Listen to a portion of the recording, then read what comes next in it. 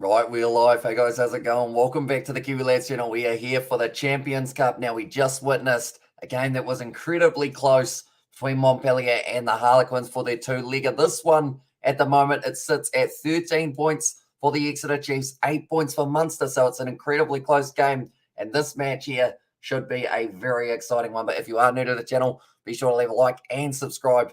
But yeah, nonetheless, we are about to get right into this matchup, only about 5 minutes away from the kickoff. Looking through at the information for this one, as you can see, the aggregate, there is a 5 points difference, which does mean if Munster lose this game by less than 5, they are going through to the next stage of the competition. And in that game, they will be going up against the winner of Toulouse versus Ulster, which is taking place a little bit later on tonight. And we will be keeping a close eye on that one while doing our 7 live streams that we have got coming up in a very short moment. But first of all, looking through at the home side, Munster, for this match, they have got a very good front row with, it is going to be Wycherley. I always say his name wrong, though. Scannell, and then Ryan there at number 3. Then it is Klein, and another Wycherley, just because I can't say it the first time, might as well throw it in there one more time. Peter O'Mahony there at number 6. Then Hodnett at 7, and Jack O'Donoghue sitting in there as well. And also we've got their morning season on. Welcome in. Hope you are doing well. And also we've got there, so they combined the scores from both games. Yep. So pretty much, unfortunately, Montpellier, they were able to just sneak it a 1 point difference over them and the Harlequins, because they were able to win that game by 14. Harlequins won the second by 13, which then means that they do end up going through Montpellier. Connor Murray slotting in at 9, Joey Carberry at 10, Damien Dialende, Chris Farrell there, Simon Zebo, Keith Earls, and then it is going to be Mike Haley at fullback. That's a very good backline to have for Munster in this matchup. So hopefully they will be able to perform on the level that they certainly have the potential of being able to perform on. But now looking through at Exeter, it is Hepburn, Yandel, and Harry Williams as the front row. Then Johnny Gray, Sam Skinner as the 4-5. Then alongside that, Ewers, Kirsten, and it is going to be, I almost said Dwayne Vermeulen, but it is Jacques Vermeulen there at number 8. Then Maunder gets the slot in at number 9. Joe Simmons at 10. Whitten and Slade as the midfield combo. Woodburn, O'Flaherty, and then Stuart Hogg there at number 15 for this game. We have also got their Wakequins lost. So they won, but they lost, if that makes sense. So they won by 13 points. Due to that, they did need to try and make sure that their deficit was better. Unfortunately, it just didn't quite work out for that one, though. But yeah, anyone wanting to watch this game, whereabouts are you located, Adam? I will try my best to help you out. I still reckon Chiefs will be able to take it, purely based on how Munster did in South Africa, says Gareth. So yeah, it is a good point, although this game going to be played in Munster. So I guess you got to ask the question, how did the South African sides go when playing in Munster? And I don't think it was sensational for them throughout that time, of course. But we will have to wait and see exactly how this one ends up going. The moment they have got La Rochelle and Bordeaux both playing off in the other game that has taken place. But now they are just showing us the lineups for these two sides one more time. And also we've got there so many key players injured last time. And there it says Adam. And also we have got there, dang it, says Paddy. There, yeah, so close yet so far away for them, unfortunately, which does mean we will have a sad Sebastian, a sad Katie, and a sad everyone else who went for the Harlequins and that one. But it was so close. The worst thing is that they won it by such a margin, 13 points. Very impressive, but just misses out. But looking through at the two benches, I mean, Craig Casey for me is one who will be important for them. Ben Healy also is going to be coming off that bench. And then Schnickerling alongside Jack Maunder there for the Exeter. And also just poke my eyes, and they in Ireland. Sorry, Exeter. And there it says Gareth for this one. Yeah, I have got the background of the Stoop, just because I absolutely love the Stoop as the colourful background. And g'day, Aaron, she's Danny Lewis. Welcome in. Got to go with Exeter as I have a mate living there, says Flesh and fair enough. Got to go with them. Is your mate Stuart Hogg? And if so, is he going to score a try for this matchup? Do let me know. Although I just realised you are actually Welsh, aren't you? So I don't know whether or not. Would you be friends with a Scottish person? I feel like that's such a bad question to ask, isn't it? Who's Welsh on the side of Munster? Do let me know. And the Exeter Chiefs, how many Welsh players we got out there at the moment? Now Stuart Hogg, of course, a proud Scotsman, will be rearing to go for this matchup. And it's going to be so important that Exeter start this game well, because at the end of the day, it's going to be tricky. Oggy. And there says Gareth, and also, how's your voice? It's doing not too bad. I just had a drink of water, so hopefully it does allow me to carry through, because we are actually starting now our next rugby gauntlet, which seems unheard of, because we just did 6 hours of streams earlier on, but now we've got another, I think our last live stream is in 12 hours' time. It will be finishing. And then George is coming round. So that's going to be a tough test of endurance, but I'm looking forward to it. I'm feeling wide awake at the moment. I might fall asleep later on. Who knows?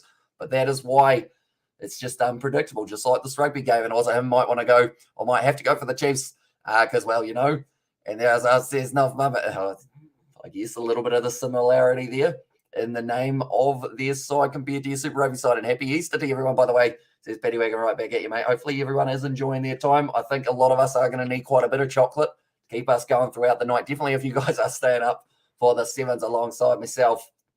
But they've got a good backline for Munster in this game, that is for sure. And a good fan base there at the moment for this game at Thomond Park. Looks very nice at the ground. Bank of Ireland. I always look at the Bank of Ireland and think of Leinster straight away, not because of course, the amount of money that they have due to the players that they've got, but it's just the same color, isn't it? The Exeter Chiefs in this game, they are going to be wearing their kind of greenish blue, and also where I live in England as a microcosm of the British Isles. That's the word I was wanting, but it just wouldn't come off the tongue. Everyone is here, and I'm eating chocolate right now, says Patty. So a late night chocolate snack for yourself, getting ready to go for this matchup. And also, do you have a pimple on your nose? Are you a teenager still? Says Danny. No, that's not actually a pimple there, unless we're talking somewhere else. That was from accidentally headbutting a wall. No, that is a lie. It's just pretty much I accidentally scratched it, and then it's just cut open as well. But I am still a teenager at heart and in the mind and the soul and the body overall. And I did eat some chocolate, so gotta love it. Currently now it is going to be a French referee in charge of this game. Montpellier, they were able to make their way through ahead of the Harlequins. Another game that is going on currently, Bordeaux, and that will be the one that is taking place up against, it is La Rochelle, which will be a good one. It won't make me up though. And do you watch much NRL? I try my best. I do get to see highlights. I don't really get to see full matches though, just because a lot of them do overlap with Super Rugby, which I hate because I want to watch the full games. But the only games that they show the full match replays of over here is actually the Warriors. Although, do you have KO, Xavier? And if so, does KO have all of the X games that have taken place? Kicked off now for this game, though, and we are underway for yet another match of the Champions Cup. Good run, 4 from Jack O'Donoghue with his very first carry of the match, taken down low by Harry Williams. So I'll be right back. I got one last trick. And there, as I says, Betty, and also, damn it, I could smash some chocolate right now. Here's Gareth. Couldn't we all? Unless, of course, you're allergic to cocoa, then probably not the best thing to be smashing. At this stage, that has gone into touch. Good kick downfield from Connor Murray. And territory for this game, I'm looking at that deficit currently. 5 points Munster have to make up early. Well, if you are a teenager, you should be running 100-meter sprints in 12 seconds. Okay, I'm certainly not a teenager then because I'm not even close. I have KO. It shows all NRL matches, and you watch replay as some Super League matches. Right. I actually have access to a KO account. So I am very heavily considering watching all the NRL games that I've missed so far on that. That makes me quite happy. That's a nice pass off to O'Flaherty now, who's been dragged down. It looks pretty good for the Exeter Chiefs in the early stages. Great turnout by the Munster fans here. It's awesome to see, and tell you what, that atmosphere at the Quins versus Montpellier game when that first try was scored, the ground just shook for that game, and it just felt like such an awesome place to be. And unfortunately for the Harlequins, they were missing out. And the winner of this game, they will be going on to face off up against either Ulster, or it will be the opposition to Ulster in their game, to lose, which is not going to be an easy game to play up against. So currently Simmons passes it off with a pop pass up. Currently still hanging on to it here for the Exeter Chiefs. It looks like Connor Murray a little bit slow getting up there, which is something that they will not want in the early stages. Sam Skinner getting driven backwards, teenager, mind and soul. But a 50-year-old body, yep, exactly right. Like, that's the thing. I feel like I'm that accepting of my state of fitness that, like, it is what it is, isn't it? And I said there's so much booing at the end of the game. Says Nov, yeah, because I think, were there any missed kicks in the later stages? I actually had to tune off for the last kind of 20 or so minutes because I was setting up everything else. Like, we've got about 17, or not 17, like 13 sevens live streams scheduled now on the channel. And we are running the rugby gauntlet. That's a great run forward here for the Exeter Chiefs, still standing tall at the moment. Just a little half advantage with 5. That's a very nicely done one for the Munster side. And Peter O'Mahony gets on it and wins the penalty for Munster. Only a few metres out from the line. It was a good run from Jacques Vermeulen. But then straight in the breakdown. Oh, is that a shot to the body from O'Mahony? I thought he just threw a body shot at the Exeter Chiefs player, but I think it was just the camera angle that made it look that way. But it was a great tackle. In fact, it was actually on Johnny Gray. Peter O'Mahony on it. Wouldn't let it go. O'Flaherty tried to clean him out. Just didn't happen. And they spent ages down Montpellier's end of the field. And there says Nov Mum. Yeah, so close for the Harlequins. You got to feel for them, and you should do a 100-metre sprint against Norm Maxwell. Might be close. And there says Danny Lewis. Now, he's quite a quick man, and he's in Spain at the moment. So I would either have to travel to Spain or would just have to trust the timer. Like they're saying, Peter O'Mahony, just enough of a release to be able to win him that ball. Currently 3.5 minutes gone in this game. It's a long one. We've still got another 77 minutes left. And this one will be decided who gets to go through. That's a penalty. In fact, a free kick to Munster here for closing the gap just a little bit too much. That was extremely close to hitting the lock in the face with the ball. But is now wiping his hand on his sock after blowing his nose. Didn't quite get the smooth transition that he would have been after for that one. But Joey Carberry back in the Munster side. He was missing from the last game. What position did Norm play? He was a lock. A big tall man, and interesting. What's he doing in Spain? He was initially doing some coaching for some Spanish rugby type thing. But yeah, I think he's just living out in Spain, just chilling out big time. That's a penalty to Munster now. Nicely done.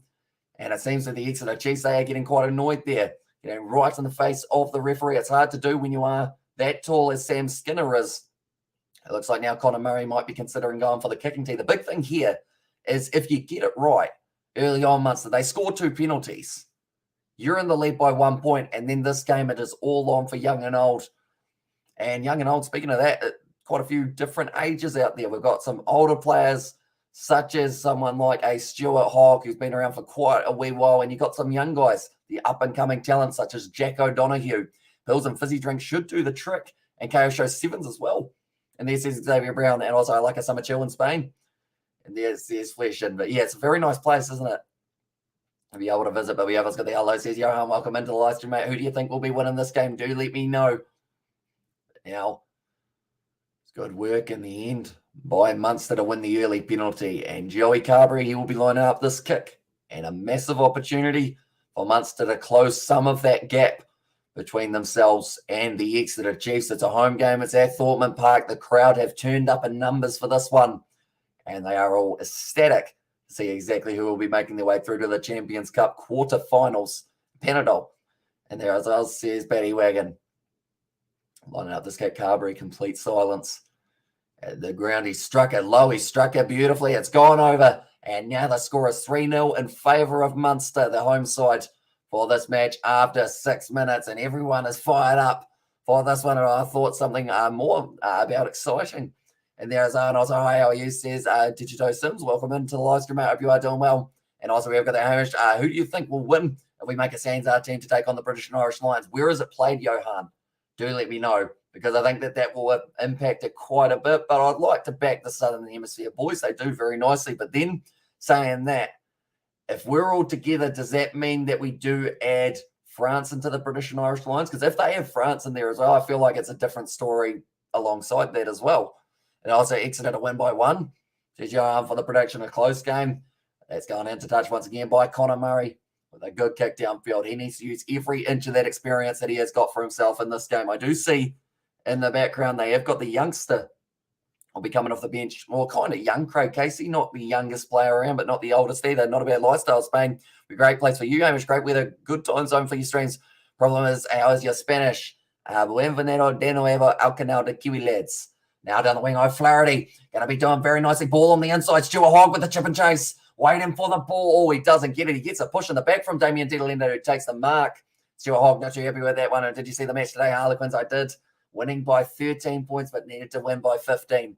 In South Africa, okay, well, South Africa, you're probably back the Sanzar side purely because they've got those South African guys who are used to the conditions. Ooh, Damien Dialende just kicking that one not the way that he wanted to. Also 29-22 to Munster. And there says Paddy Wagon. With a nice backline movement. O'Flaherty saw the ball on the inside opening up for Stuart Hogg, and that man has such deceptive pace. He's quick, but then as soon as he starts pumping those legs, he just finds a whole new gear and just is absolutely brilliant in the process. And also, can you imagine the grief picking a sends our team for the Lions are bad enough? That is very true. And it also depends whoever you have your coach as. I know that Warren Gatlin got a lot of stick because he picked quite a few Welsh players in there. So does that mean wherever it would be that you pick more South Africans in that side if it's played in South Africa, I would say, straight away. And then just kind of you'd see how it goes. But now Maunda passes it across here. Burst receiver and Henry Slade taking it down. And also France must be included. And British and Irish Lions is 4 nations. So we also have 4 nations. Sure, Scotland, England, Wales, Britain. But Lions have more than half of 6 nations, says Johan. And also, would you consider living together with George? I know that he has got plans of when we get super big, as he says. He would be keen to live in a nice house somewhere near a lake. And also, Dealende, you can't kick, you Muppets, in there, says Gareth. Although, I guess he took the mark. Maybe the better option would have been to take the quick tap and then fire it back into the pocket for someone else. Backline movement, close to the wing. He's just been forced on a touch for Ollie Woodburn, and that was a good tackle made. And sorry, France must not be included. And there says Johan there. Currently 9 minutes ago from Switzerland. And there's this Karma Peach. Welcome in. Or Karma Peach, maybe. Hope you are doing well currently. Good backline movement here. Who are you picking for this game? Do let me know. Currently, it could be a very close game between these two sides, that is for sure. And it was last time. Does George live from home too? He does. But it's kind of easier for him because he's out on the farm a majority of the time. So being at home, it's so easy to be able to just literally step out into the yard and you're at work type thing. And I think we should cut Moana Pacifica and make a team from Tonga and Samoa like Fiji and Drua and make it the only Samoa player and Tongans can play for them and make it the only island to play for Moana Pacifica. And there, as I says, Xavier Brown. Now going to be dropping his head. This was very close for the Exeter Chiefs. We'll come back to that in a very short moment. But first of all, now it's going to be a good opportunity. Johnny Gray pops the pass up. Only a metre shorter line now for the Exeter Chiefs, and they are trying to score the first try of this match. Harry Williams round the side, dragged down just short. Now waiting for it, passes it across. Going to be close to the line. It was Big Jacques Vermeulen. It was just short of the line, going across to Johnny Gray. Runs it sideways, almost instead of going for the offload. Damien Dealende with a bit of a counter rack, but it's still on the side of the Exeter Chiefs. They are getting extremely close. I believe that's Yandel now. Another carry. Ewers driven sideways. Come on, Munster. Says Karma pitch, and this defence, it is going to be testing for them. It's a great counter ruck here from Munster, and I believe it's just still on the side of the Exeter Chiefs. Now going down once again. It is a good carry forward from Ian Whitten. Okay, going back for the initial advantage now. Go Chiefs, says Novmum. And also we've got there Thomond and Ulsterman. So you'll be looking forward to the game up against Toulouse a little bit later on. Boy, he's close. He's actually gone over the line. They're going to be checking this one. Okay, it is a try for, I believe that's Jack Maunda, is it? No, Sam Maunda. Although they're going to check for double movement. My first initial reaction was double movement. But they're going to be checking this one. It must be the Sansa head coach, assisted by Ian Foster, Jacques Neighbour. Must be the defence coach. Oh, yellow card for Connor Murray. Uh-oh. He'd go into the bin. And also, we've got there, like and subscribe. Everyone says, did you know Sims? And there's Yerdum. If you haven't already, be sure to leave a like and subscribe. We have got plenty more live streams coming later on. It's in Belfast. Should be a good game for Ulster. I see they still come in as underdogs for that game. But luckily, they've got themselves a nice little lead going into that second leg, just so that they've got a few more points to play with. But it was taken quickly by Sam Maunda. See, for me, he's short there. He's short there. But then he does he gets the arm over the line. And also, come on, Exeter. This is Johan also. Well, Exeter have the Chiefs in their name, so I'll have to support them. Yes, here's Paddy Wagon. But currently, the aggregate between Ulster and Toulouse is 6 points. So it's a little bit in their favour. Okay, just extended the arm. The try will stand, and that is going to be the first try of the match for the Exeter Chiefs. And they have done very nicely there to be able to give themselves a nice little lead. Currently, Leicester, they will be playing up against Clermont in a very short moment. That will be a 19-point advantage currently for Leicester, so they should be able to get through, and they will face off with Leinster in the next round, and Connor Murray off. Damn, that's going to help Munster. Says Gareth. One of those ones you cannot be losing Connor Murray in the early stages And Exeter straight away made the most of it. They took the quick tap. They went over. Sam Maunder scores it. And now, rough kick from Sam Simmons. Goes away to the side. Or Joe Simmons, in fact, sorry, it was. And the crowd is electric in this game. I need this in Super Rugby. There's us, says Danny Lewis. Yeah, the game, if you love a crowd, Harlequins versus Montpellier, that first minute when the first try was scored, the crowd absolutely lost it. All right, but nicely done by Sam Maunder. So he was down short of the line. Okay, so they're saying that Conor Murray, because he wasn't on, or he wasn't 10 metres back, that is why he got penalised. Do you guys realise there are 3 Kiwis in the Irish national team and 1 Aussie? And there's us, says Johan. I mean, I guess Kiwi by way of birth, but grown up Irish for James Lowe there. And also try, says Johan. And that one nice kick downfield. It's going into the 22 here for Mike Haley. He's striking it very nicely, taken beautifully by Joe Simmons, now firing across to Stuart Hogg. He's looking for a 50-22 and an awkward bouncing one. Oh, he's done Simon Zebo, but it's going to be skidding way too far. And now they will have to go right back to where Stuart Hogg kicked it from inside of his own half. And the pressure is going to build a little bit more on the Exeter Chiefs. Even though they have got themselves a 2-point lead currently, they're really sitting 7 points ahead, sitting 18 points to 11 for the aggregate. That ball just spun on and kept on top spinning all the way dead for Stuart Hogg, and they had to go right back to where he kicked it from. If Munster can keep this one to only 2 points difference between the two sides up till the stage of Conor Murray returning, that would be huge for them. Currently 13 and a half minutes gone in this game. Could easily go either way. And the big thing is, if Munster win this game, they need to make sure that they do win it by a certain extent. And also we have got there in the chat a few box on the Scottish team, says Flesh, and also, Hamish, did you ask your grandparents or parents as to why your beard is orange?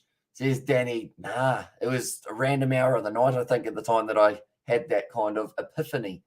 So they would have already been asleep for that one. But I'm sure there'll be some random here somewhere along the way that someone might have had a little bit of orange in there. But it's only like one here, so it's not exactly like a huge game changer. And now passing it back beautifully for Munster. Great offload up to Chris Farrell. Now only sitting 10 metres out from the line. Haley once again plays halfback, and I believe that they have decided that he is the designated halfback while Conor Murray is off the field, distributing the ball very nicely. Peter O'Mahony with a good step. He is dragged down by Johnny Gray. Little pop pass up to Haley now. And they are still continuing to drive 40 at Munster. Joey Carberry kicks it in behind. It wasn't a good kick, though. And now it almost ended up going through Orange Beard. Yeah, I got like one orange here.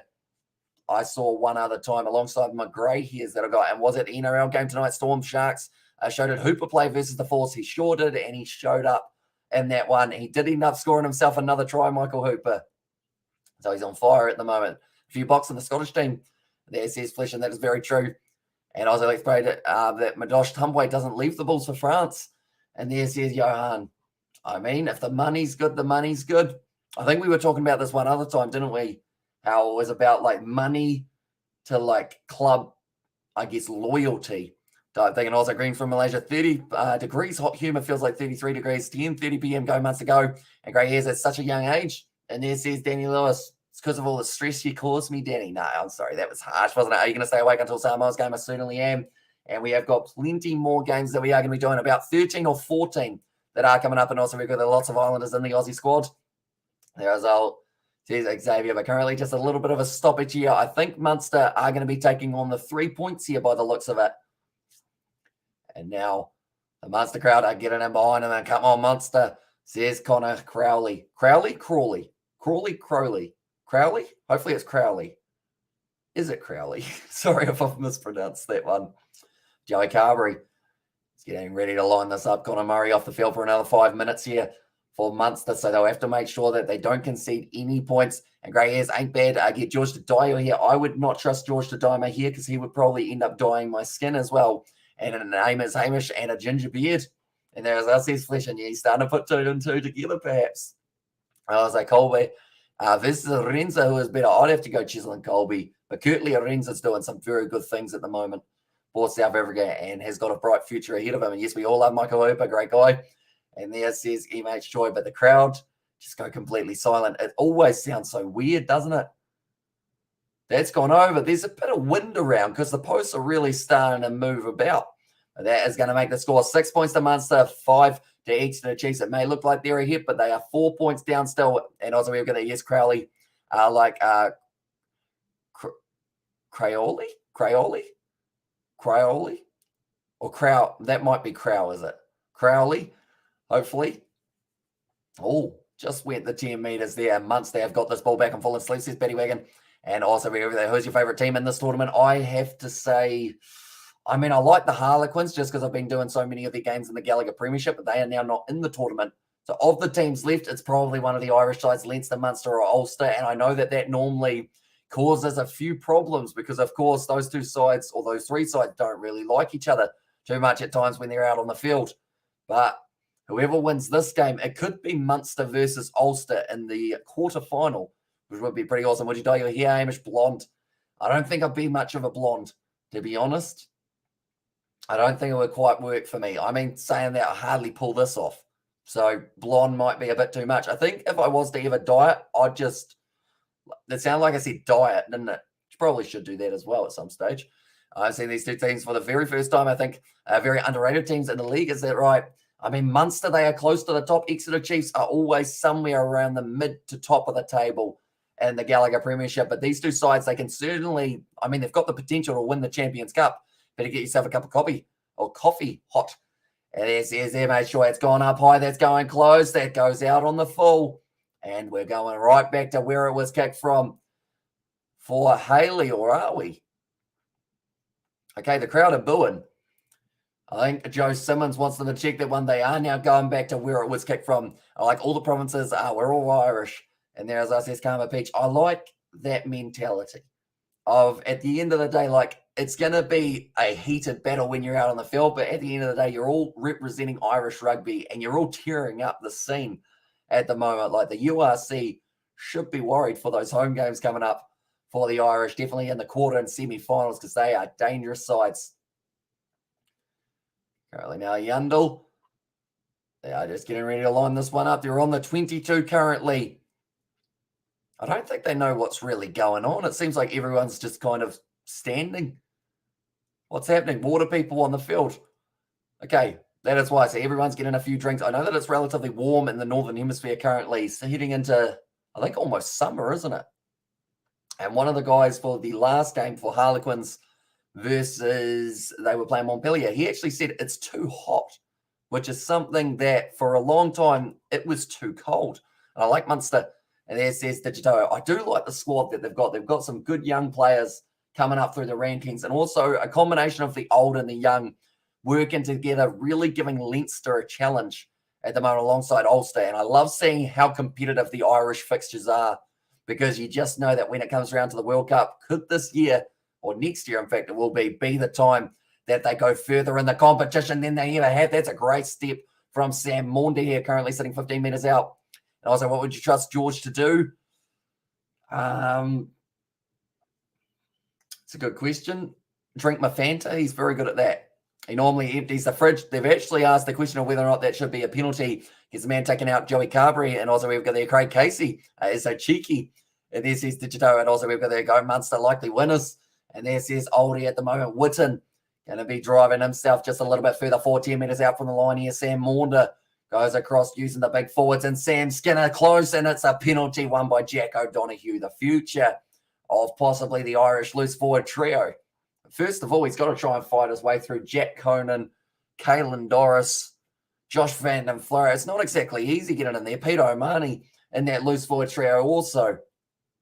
And Jack O'Donoghue perhaps gets some minutes up against the Kiwis when they do end up heading down south for July, I believe it is when we get to see New Zealand versus Ireland. I'm looking forward to that tour because it should be extremely competitive.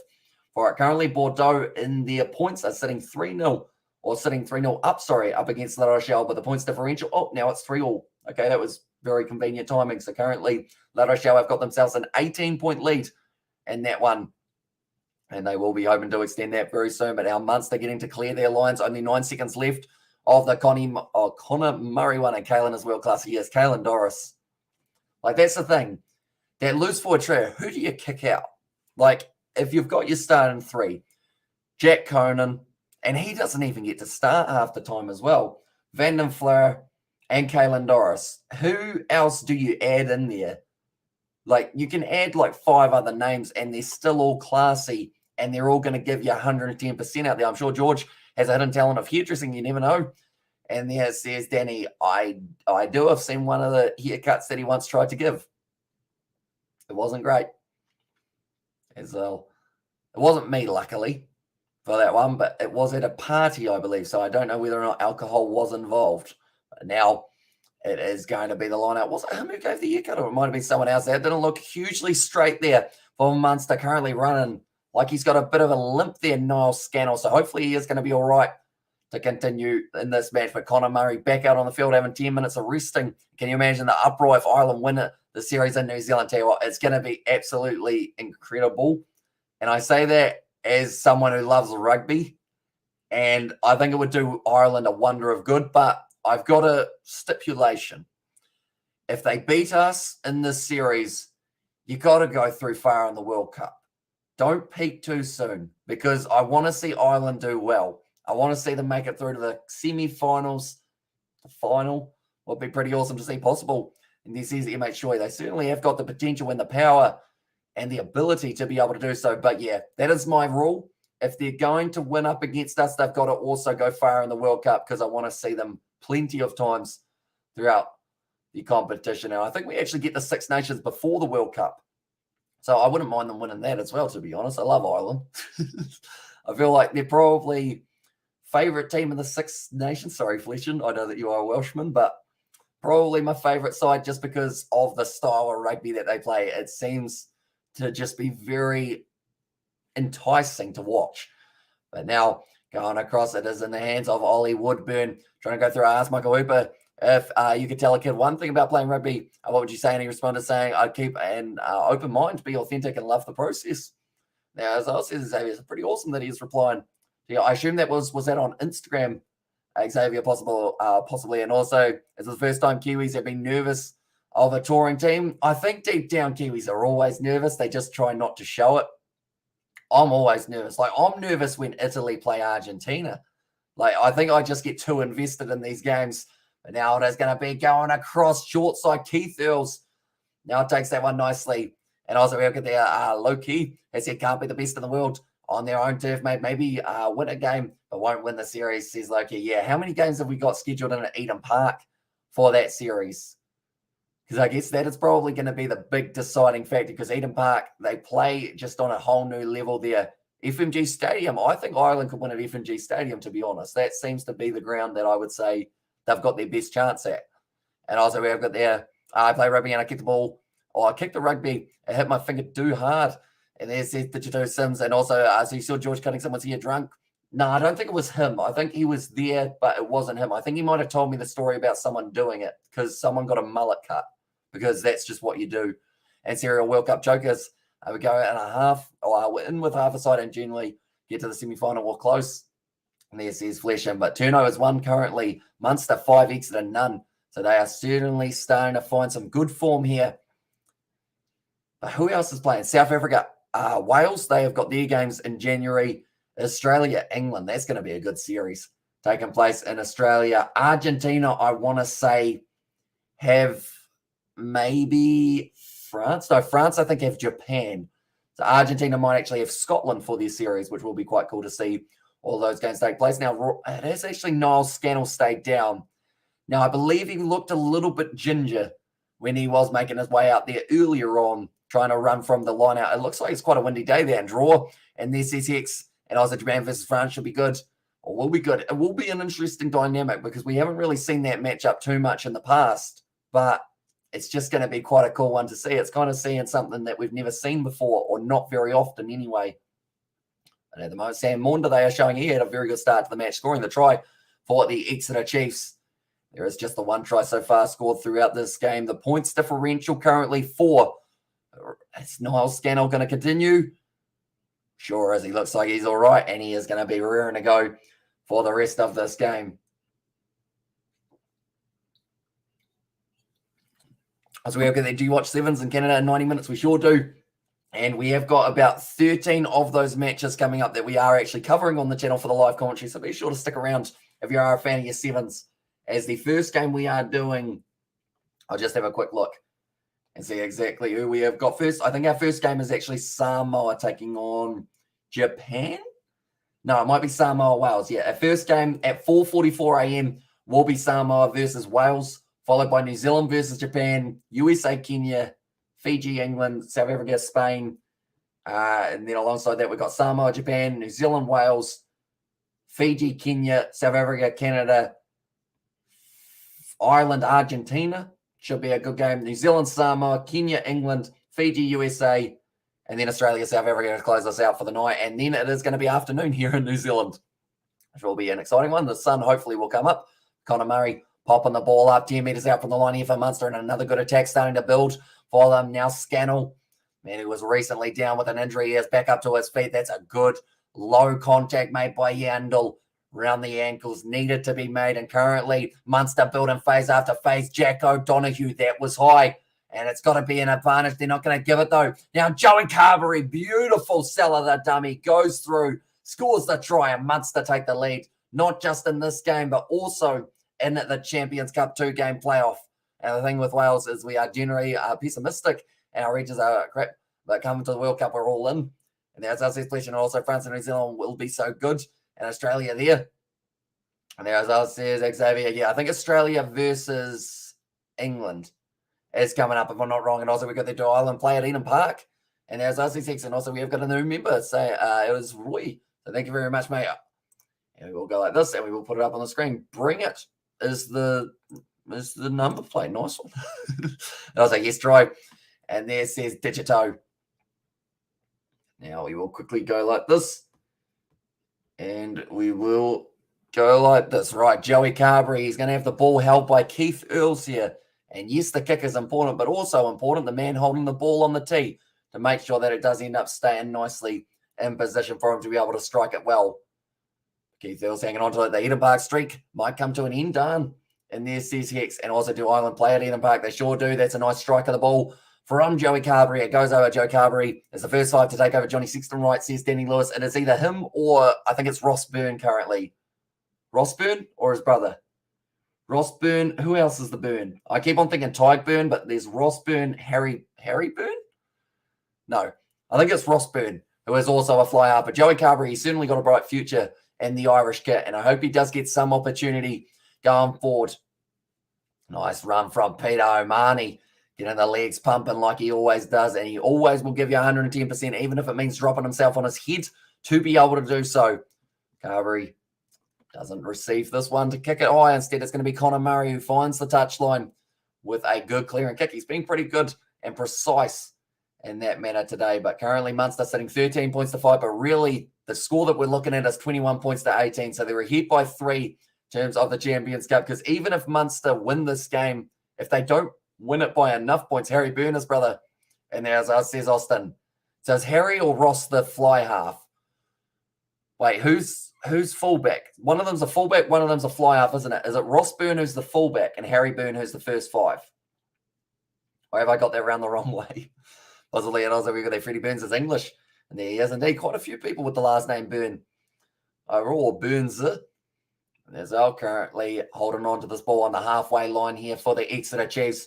Nice attack and play. O'Flaherty. In fact, it's Woodburn with the bump off of Chris Farrell. 40 out now. Maunder goes back across into the hands of the big locks, trying to link up nicely. It is going to be now Kirsten. That one might have been dropped on the ground. And both do fly half. And there, so who is the preferred option at 10 if it was Ross or Harry? Who do you think ends up going there? And also, I mean, that's the thing. Sam Maunder's there for the Exeter Chiefs. Jack Maunder coming off the bench. I believe they are brothers. I would assume. I feel like there's too much of a good coincidence once they both play in the same position. But currently now, and also we have got Johannes Payne, who's become a new member. Thank you very much, mate. If you are on the live stream, I know that even if they become members outside of it, it does still come up on this one, but I do appreciate you, Johannes. I think that is actually a repeated signing up for the membership, if I'm not wrong. So he will end up with some more badges. Hey, it's Jack Noel, I've just realised. He is in the stand. He's hiding. He's actually wearing a Munster kit for Jack Noel. I was going to say Exeter. He's an ex-Exeter man, isn't it? And he should have snacks. I'm having it And there says Digito, and also we have got the yes Munster keep it the momentum. Go, go, go, says MH Choi. But yeah, throughout the next 12 hours, we have got plenty of sevens live streams, plenty of other matchups that are taking place. And this is our last union that we are going to be doing. And we have still got another 50 minutes left of this game, which I'm very excited about. But like I mentioned, first game, Samoa taking on, it will be Wales in there for the sevens. We will be covering 13 or 14, I think it is, games of the sevens on the channel, going right through to 2 p.m. New Zealand time. Then I have got one of my friends. He is coming around. We are doing a filming session for the other channel, the Kiwi Lads Extras. And then I will go to bed, wake up at the middle of the night, do some more sevens, and then try and get the sleep schedule kind of back to normal. And also coming Exeter, says Johan there, currently on the halfway line. This is a solid scrum by both sides. Neither really creeping forward at all. Sam Maunda under pressure, but now finds the first receiver. And it was Joe Simmons. Quick hands. O'Flaherty forward for that pass, and it is going to be going back now for Munster. And also a good game going on here. And also what you're filming. So today, yeah, it is today, isn't it? Today, our goal is to, we have got, what do we got? We've got FIFA. We're going to be doing it for the Kiwi Lads Extra channel. And then the day after, so on Monday, we are actually going to end up doing a Easter egg hunt with riddles and all sorts. See how it goes. Just as a little bit of an Easter celebration. We have got the I was only subscribed for, says Johanna. So thank you very much, mate. But in that, but I hope you do enjoy your new emojis and be sure to use them. You got the Kieran emoji, you got the George emoji, my face, if you want to use that one. And also, yeah, a few other ones that we are going to be updating in a very short moment as well. But do appreciate you, mate, for supporting the channel. And I hope you have been enjoying. But currently 31 minutes through this game, Munster. So they've got themselves the 3-point lead in the 2-match series, but they have got 8 points ahead in this game, 13 points to 5. Someone's knee in the front row went down. This is not a very stable scrum at all. Connor Murray feeds the ball in, though. It's going down. Great push from the Exeter Chiefs, but it's still on the side of the Munster men. Damien Dialendo. That was straight through the middle, and I think it was legal for Joe Simmons till he lost his footing. Now going back across Peter O'Mani, offloading it up, nicely taken. Still on the halfway line now. Keith Earls trying to pop a pass up to Connor Murray. It was close to being a knock on there. Everyone like and subscribe if you didn't. And as I says, Digito Sims, you heard the man. If you haven't already, be sure to leave a like and subscribe to the channel. We are going to be covering the quarterfinals of the Champions Cup that are taking place. That ball has been knocked down, unfortunately, for Munster. Jack O'Donoghue just overrunning it a little bit. How many subs does one need to open the YouTube community tab? I believe it is 1,000 subscribers, and then you are allowed to kind of have polls and everything on your channel. I could be wrong there, but I think it was 1,000 that had opened up for us. Makari gave it off to Jack O'Donoghue. I think he was expecting the ball to go behind to Chris Farrell, but instead was the first receiver who did slightly receive it. He got one hand on it, but it was way behind him. It was a knock on. And also we have got the Hamish. Have you thought of doing meditation? Not really. My meditation, I would argue, is my sleep, because that's the only time that I probably don't completely think about sport. But even then, I still dream about sport. So I'm pretty much a sport man 24/7. But maybe, who knows, in the future, could try a little bit of it. I know that I probably wouldn't try yoga because I'm about as flexible as a piece of plywood, just not really any sort of bend in the body. Now, I can't touch my toes. I get cramp if I try and reach down and touch my toes. I only get to the calf. It's as far as it goes. But who knows? Maybe one day I'll be able to touch my toes or do the splits or anything. No, I wouldn't do the splits. I feel like that would be painful. Currently now, sitting there on 33 minutes gone in this game. Still a very close one. And Exeter are still very much so in this game. Currently scrum feed for the Exeter Chiefs. Sam Maunda. Looks like he is going to be allowing the big number 8, Vermeulen, to go off the bag now. Passes the wide out to O'Flaherty. Got a bit of space here. Chris Farrell with the cover defense. He got punched in the face almost for that one, but it is a knock on the ground. And that is going to be going into touch. Great defense from Munster. Chris Farrell putting his body on the line to make sure that he knocks him into touch, and that is exactly what he was able to do. But it looked like a dangerous run from Jacques Vermeulen. Skip past Henry Slade out into the hands of O'Flaherty, but then just couldn't quite find that offload he was after, and it was a little knock on the ground. Yeah, got the fin to the face. I was like, yeah, you commentate while you sleep. I said, remember you saying that? Yeah. So I guess just practicing. And I was like, is it mostly rainy weather where you live, Hamish? It's not too bad. It's probably, I wouldn't say rainy, more just cold currently. But, we get, I think we get more rain in the summer than we do sometimes in the winter, which is a bit unfortunate for anyone who is planning a holiday of any sort, but it's not too bad overall. Like, we'll get a downpour and then like we'll have a week or so with no rain, and then every once in a while you get a bit of a drizzle just to keep the moisture just a little bit on the grass. That's a little bit rough. The scrums have not been steady at all throughout the early stages of this game. It's going to be a good battle. I see Hepburn, Yandel, and Williams in the front row for the Exeter Chiefs, and then it is actually Wycherley, Scannell, and John Ryan. Yeah. Sorry, what did I just say? John Ryan, 200 caps for this province. That is very impressive, but now he's getting to the Wasp by the sounds of it. I used to be able to do the splits, but rip my groin, showing off after a few beers, being naked ever since. This is Fleshin. So you had a few drinks, and then you just were like, oi, watch this. And then just straight down, bango, done the groin. And it's bloody hot in the summer here, but luckily it's autumn now. Can't wait for the winter in Cape Town, says Johan. And also, Hamish Wright, touch your toes now, don't cramp. And now I literally couldn't. That's the shins. I can get to the shins. That's about as far as I go. And Hamish Munster, or that's the Hamish emoji, I should say. Munster must lose it. Will be better for the South African teams. And there says Johan. Although, of course, we are sitting Champions Cup here, which is absolutely huge for them. But I guess it will affect the morale of the side. And clap, clap, clap, 200 caps. And as I says Johan, yeah, 200 to get to is extremely hard to do. Damien Dealende, South African player, we are looking at there for Munster. He's actually rumoured that he might be going to either France or Japan possibly next year. But then that is the same with Faf de Klerk. Actually looks like he's going to be leaving the Sale Sharks. It's a big loss for them, exactly as it happened. No stretching as well. And there's his Fleshin. Yeah, so you got to stretch, don't you? If you don't stretch, you risk injury. As cliche as it sounds, like people go, oh, why do you warm up? Just go out there and do it. But if you can prevent an injury, you're good to go. Was it so these are your legs per se, they're connected. Was it a sideways split like that, or was it a front-on split like that? Fleshin, did you end up going for the front split or the side split? I remember I used to think that I could do the splits, but really it was just I dropped down to a knee and put the other leg in front of me. And my ex-wife can't touch my toes, or can touch my toes, says Karma Pitch.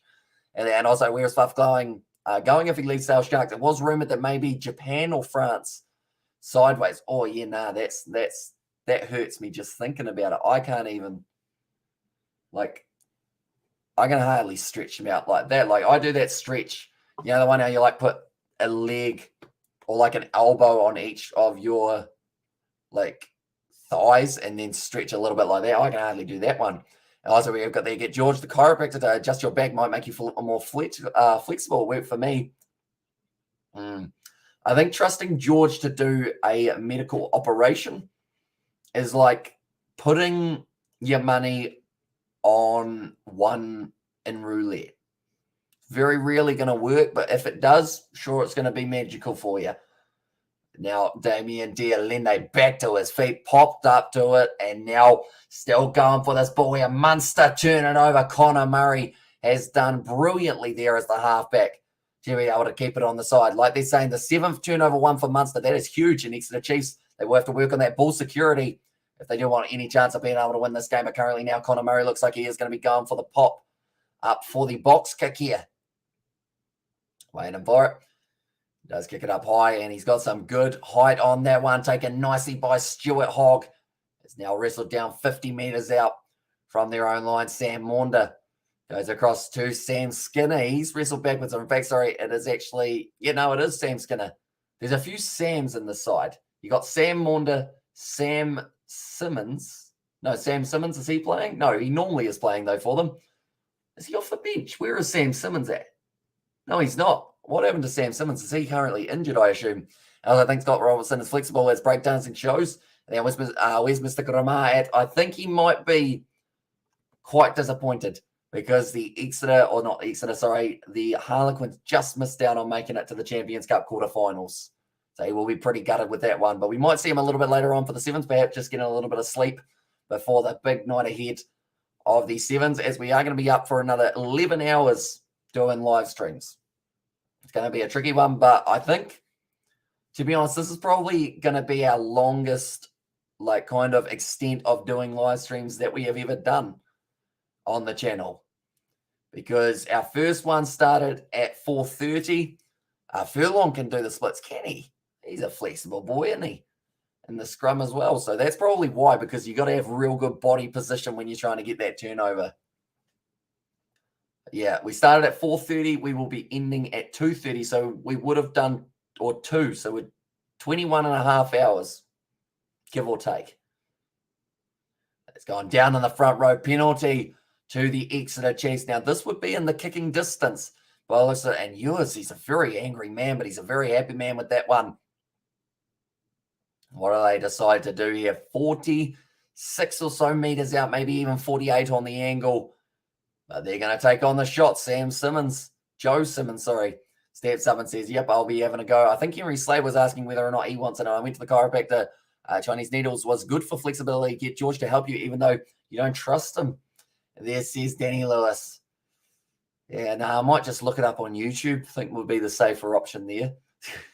Robert, currently 2 seconds left in this half. Joe Simmons, he missed his first kick. This one's from 44 meters out. And a big one, because if he gets this over, we go into the second half with everything to play for. And this will be exactly what he will be wanting to do here for the Exeter Chiefs. This game could be a last-minute thriller. Quiet at the ground. Even when it's the away side kicking, the respect shown by the Munster crowd. That's nice. That's missed. And it is going to be halftime now. And Joe Simmons currently sitting 0 from 2 for himself, which is not ideal in that situation. But it is halftime currently between these two sides. And we are sitting, as you can see, the aggregate is probably going to end up changing a little bit throughout it. But currently, the aggregate is 21 points to 18 in favour of Munster. And also, does George have a restraining or have any restraining orders? No, I don't. Not that I know of anyway. No, I don't think so. I mean, he's probably got a few people who, like, I don't know. It's hard to tell because some people get offended by George because they think everything he says is serious. But he's not literally being serious. He just sounds serious. But I don't think he's got any restraining orders or any tickets or anything like that. Possession currently 60% in favour of the Exeter Chiefs. Penalties conceded 6 for Exeter compared to the 3 of Munster, and also turnovers won 7 to the 0. Hamish, who do you think is three best attacking teams in the URC? Okay, Leinster. To be honest, I'd almost go Leinster, Munster, and Ulster, I want to say, but probably a couple of the South African sides in there. And Rui has said, hi, we're going to watch the match of the Vancouver Sevens of the Kiwi lads as I made a payment in there, says Roy. So I think you signed up for the membership. What country are you in, Roy? Do let me know. I will try my best to help you out. But yeah, they aren't actually, I feel bad because they aren't actually completely connected type thing with the membership. It is actually for the emojis in the chat rather than, I guess, access to watching the games purely because like they would strike us down straight away. Munster, what about the Stormers? And as I says, Johan, I mean, it depends on who you talk to for this one. I feel like the Irish sides are just straight in my mind currently because they are currently playing. And also I got into the splits because of doing, and I'm embarrassed to say this, I did Kung Fu. I've moved on to Judo. Judo, sorry. I said that very weird, didn't I? Currently now sitting at halftime between these two sides, 13 points to 5 here. So we'll have to wait and see exactly how it ends up going. But depending on where you are, Roy, you might be able to watch the game either on the World Rugby YouTube channel. They do actually have, I don't think Munster have the best backline attack. And then, I mean, they've got some very talented players in there. Joey Carberry, Simon Zebo, Chris Farrell, Damien Dialene, Keith Earls, Mike Haley. On paper, it's a strong attack. But it's whether or not they have got themselves, I guess, that best attacking opportunity, really. Because Carberry, when he throws in those silky skills, he's brilliant. At the moment, we have got some ads. And also, we have got there, Amish, you could try some Kung Fu too. And there says Danny Lewis, it would be interesting to see how it ends up going. And I also got to go, the wife wants to go to the pub. And it is this Easter sunshine, probably catch you on the 7 sets session. So, yeah, we will see you a little bit later on, mate. Yeah, hope you do enjoy the pub. Drink responsibly, kids. Don't end up doing another split. Other week, I watch the Rugby Sevens as I'm based in Dubai. Oh, okay, Roy, you might actually be in luck. Because certain countries can watch the Sevens on the World Rugby Sevens YouTube channel. World Rugby Sevens, one moment. We'll go like this. Go like this as well. And also, we'll go one moment. I'll be able to hopefully find it for you. Where to watch. Right, what do we got? So you're in Dubai in the UAE. One moment. UAE. It's on beIN Sports. Do you have a beIN Sports account? Do let me know. But yeah, if you have got a beIN Sports, that is your best option in the UAE. And also, if you don't have beIN Sports, do you have a VPN? Out of curiosity. And also, I have a point for us, Fletcher. And they're not with the wife there. Says it was Fletcher and also Gareth Ferguson. Yes, mate, several in there as well. Currently, there are a few locations around the world that you can actually watch this one on the YouTube channel for themselves. And also, Hamish and Kiwi Lads are making a Kiwi Lads beer. Are making a Kiwi Lads beer. I don't believe we are at this stage that I do know of. But yeah, depending on whether or not you've got the Sevens app, I believe you can actually also get away with watching it on find your local broadcast partners. Right, I am just checking to see whereabouts we can find it. But yeah, a good option would be if you have got a beIN Sports account.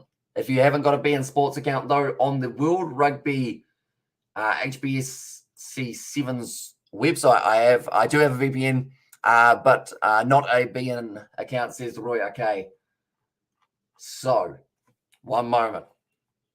I'm going to work out what I can find, but I know that with a VPN, you can actually watch it on their app.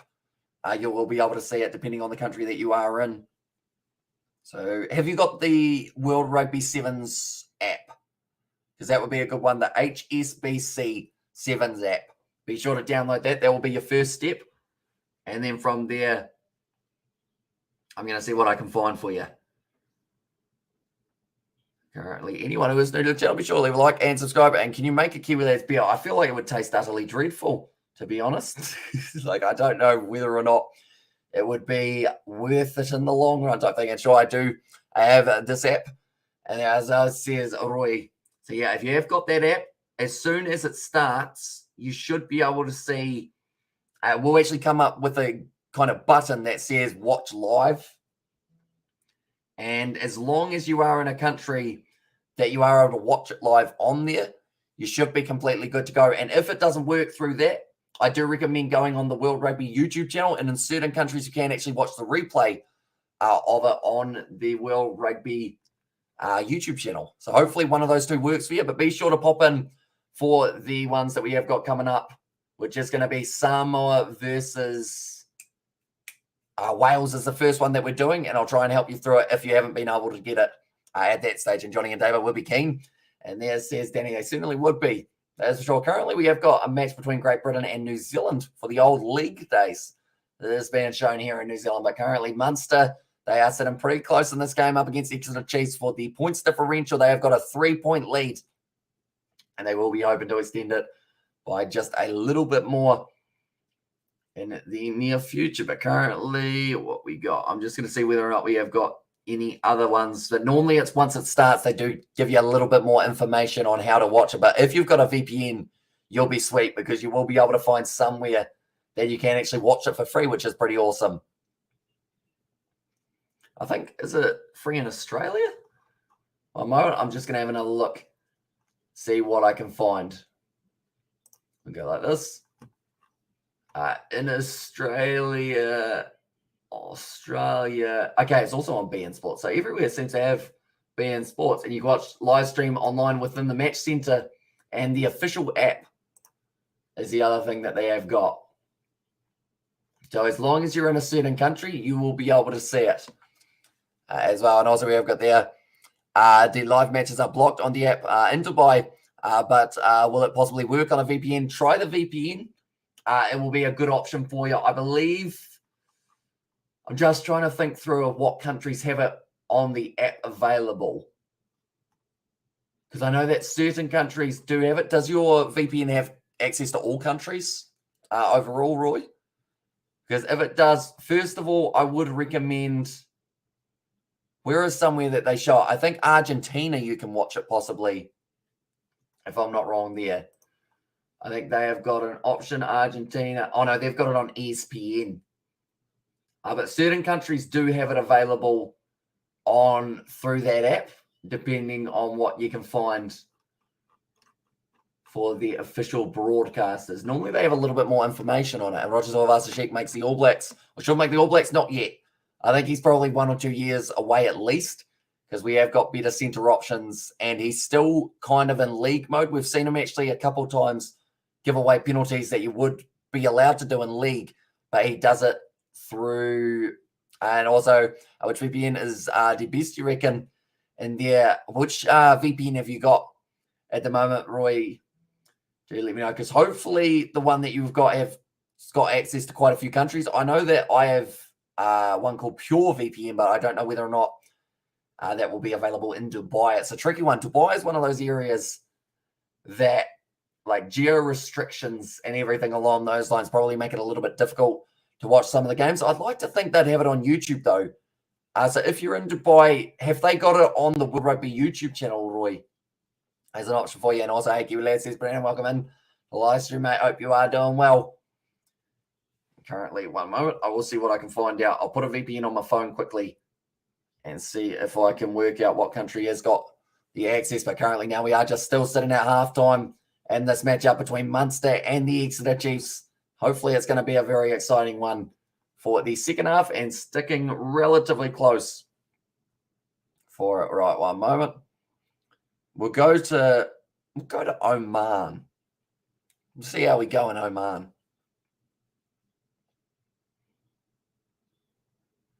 Okay, I am now in Oman. Just like that. And hopefully they do have access to it on the World Rugby YouTube channel. World Rugby. Got my fingers crossed here that hopefully this will work.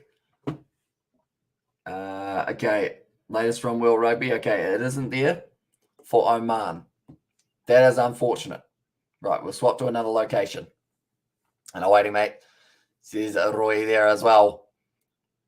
But yeah, if you have got, so have you already got a VPN downloaded, or are you going to get a VPN? So I think it's only Bill made All Blacks first year, right?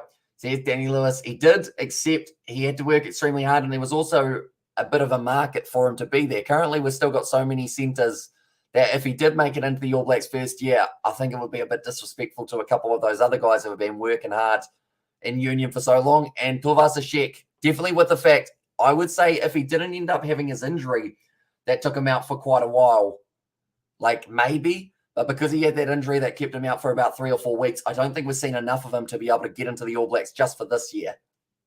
That's not saying he won't in the future years, but this year I would be very surprised if he does end up making it. Currently now, my VPN, I'm still hoping it does work out for myself. But do let me know, ladies and gentlemen, where do you watch the sevens? Depending on where you are. Because, Roy, if you do want to, you could actually sign up for a BN Sports account. And I'd like to think that they'd have some sort of free trial that you'd be able to use.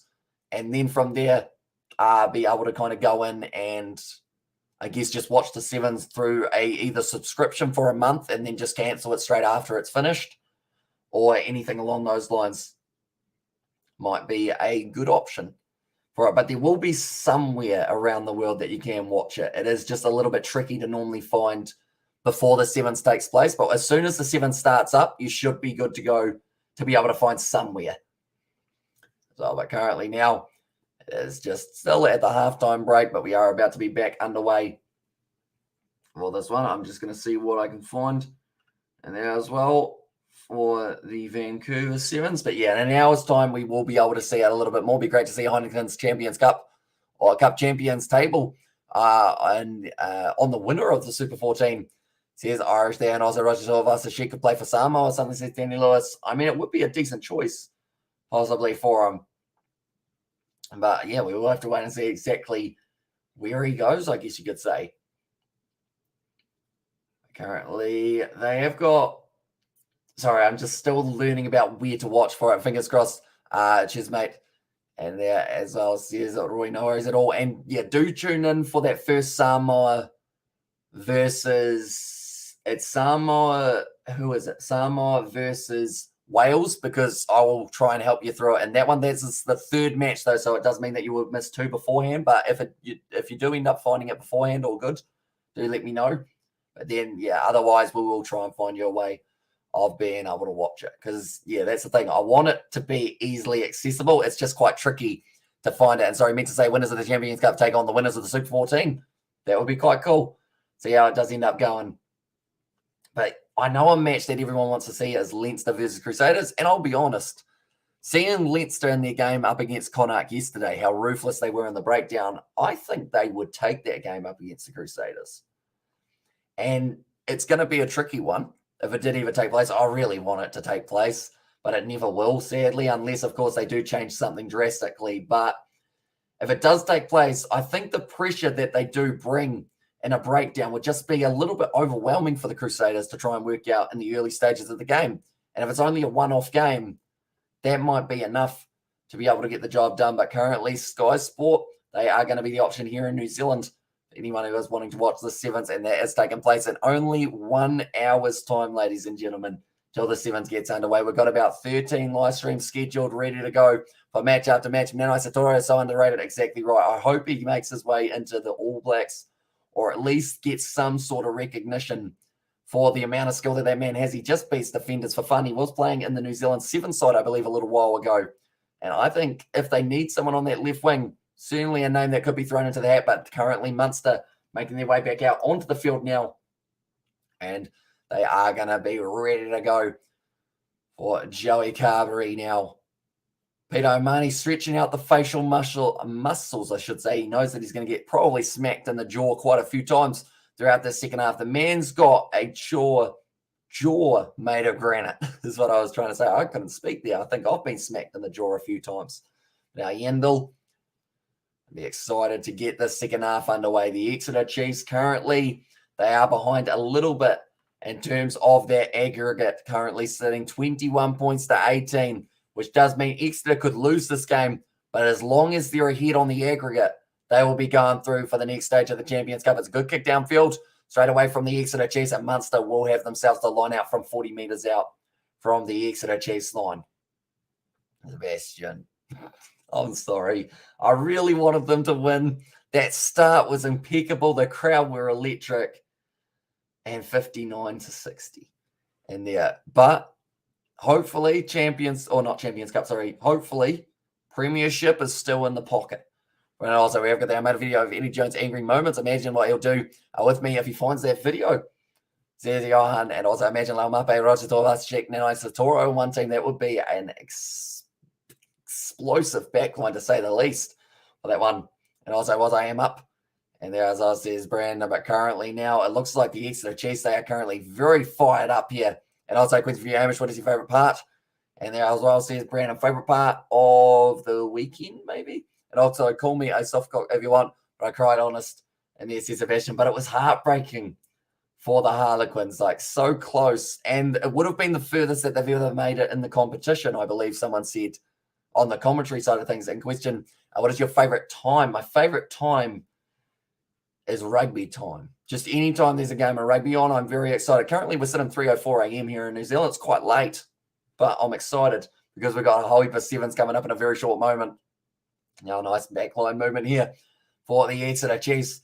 Now, it's going to be O'Flaherty with another carry, but he's going to be almost held up by Damien Dialende, but they do have to release him. And now currently passing it back across into the hands of, it is the big number 7 for this one. Just Kirsten now passing it back to Johnny Gray. And also, Hamish, when was the last time you cried?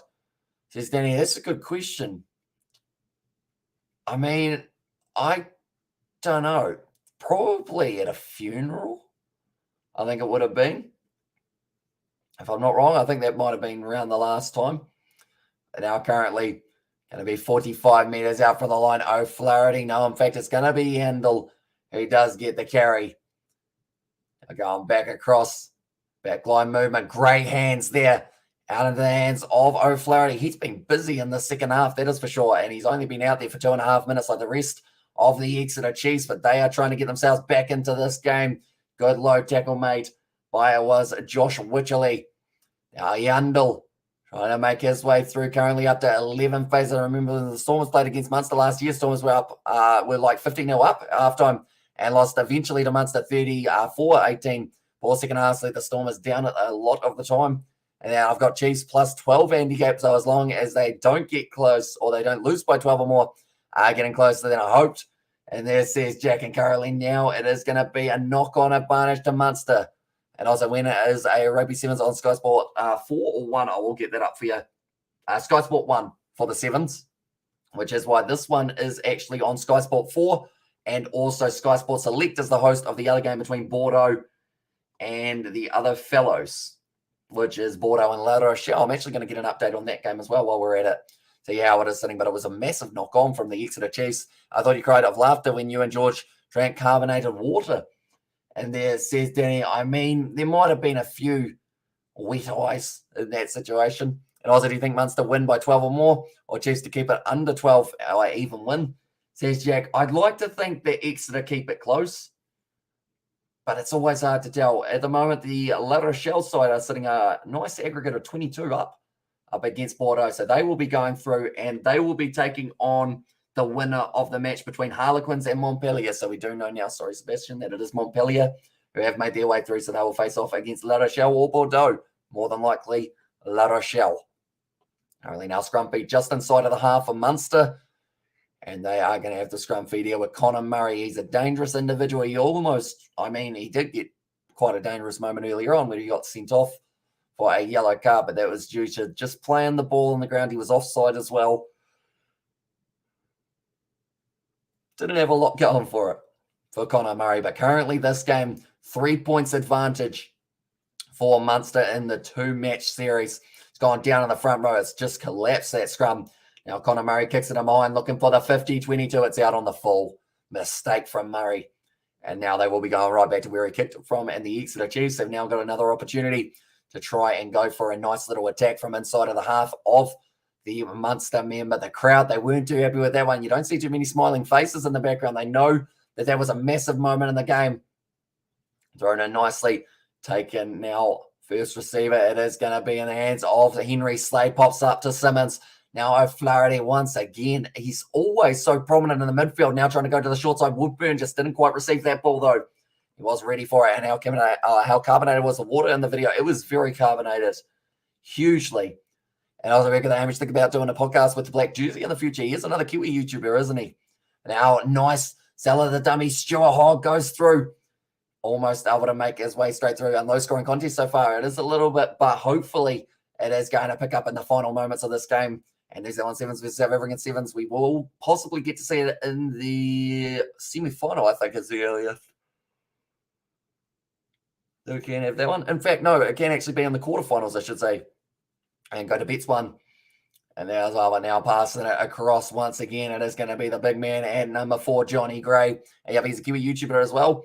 And there it says Johan. Currently still hanging on to this ball quite nicely here for the Exeter Chiefs, trying to step their way through. Unable to do so. Peter O'Mahony almost able to go straight over the top. He got winning a Rugby World Cup or Rugby League World Cup later this year. I think it's very hard to back anyone other than Australia, although there are a couple other big teams in that competition. But I think Australia, with their talent in the NRL, they should win it, but it's always hard to tell, like I said. But I'm looking forward to that Rugby League World Cup. Hopefully I will know a few of the players and Kiwi lads. You go to do one. And now as well, or Kiwi lads, you go to do one. And there's Brandon, but currently now only 5 meters out from the line. Exeter starting to build some very nice phase play here around the side. I believe that was an offside advantage. Yes, it is. Now closer and closer, closing in on a possible lead. Now it's going to be Ewers going close to the line, just half a meter short of the line. It's going to be, I think, a little knock on or in through the side, in fact. Oh, Jacques Vermeulen, but they are going back for the initial penalty. Right. If Exeter kick this, it is 21 all. In the scheme of things, which is huge for the Exeter Chiefs. But it looks like Johnny Gray wants to take the quick tap here. How aggressive are they willing to go? There's a player down currently. And because of that, they will have to check it and also podcast. And also you need to do a podcast with you and Big with George included. Would be funny, as says Danny Lewis. And now I know that we've talked about it in the past about possibly having George as a guest on the podcast, but I don't think it was approved in the end. Unfortunately, I approved it, but it wasn't on the other end. So I know Leicester beat Clermont away easy last week, and today they play in England, but Clermont is 8-1 to win the game today. That's huge odds for a superstar team, even if they are up against it, says Jack Lewis. 8-1, geez, that is good odds. Well, then, because at the end of the day, like, it doesn't matter if they win by 10, they're still going to be behind in that. So that might be why we might see a little bit more of a defensive mindset from Exeter, or not Exeter, sorry. Also, we have got there, Bika hates Kiwi lads, doesn't he? And there's Xavier. I don't think he hates us. I just don't know how fond he is of us, unfortunately, for that one. Like, we did a podcast for a very long time, and I was a bit of rivalry between Bika and George. And there says Danny Lewis. Yeah, they seem to have that little bit of the rivalry. And also we have got there, George would have taken the piss, but it would have been a laugh. And there says Sebastian. That's the thing. He sometimes, like, he actually has some good rugby knowledge, George. Like, on one of those live streams on Super Rugby, like, he was just spitting straight facts about, like, the youth system in Australia trying to work their way up and everything along those lines. And it made, like, perfect sense. But Peter O'Mahony currently getting all the fingers tested out, making sure he is going to be all right. And also we have got the Amish question for you. What is your best game?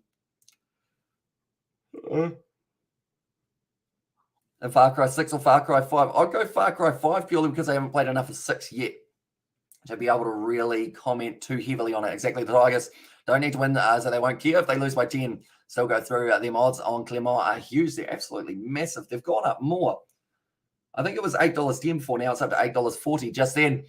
And also we have got there, when George used his brain, he is a knowledgeable guy. And there says Xavier. Or he has his moments, George, overall. It's more he just doesn't take things too seriously overall, which can be a good thing and a bad thing depending on the circumstance, I guess you could say. Now currently Munster trying to get on the ball. It's going to be a little knock-on advantage. Still 5 metres out from the line for the Exeter Chiefs now. And that is going to be the penalty in favour of the Exeter Chiefs. And also, what do you say, Far Cry 5? Well, and there, yeah, so pretty much because I've only played Far Cry 6 about 4 times and then my Xbox blew up, that is why I would have to go with that. Currently trying to go around the side here.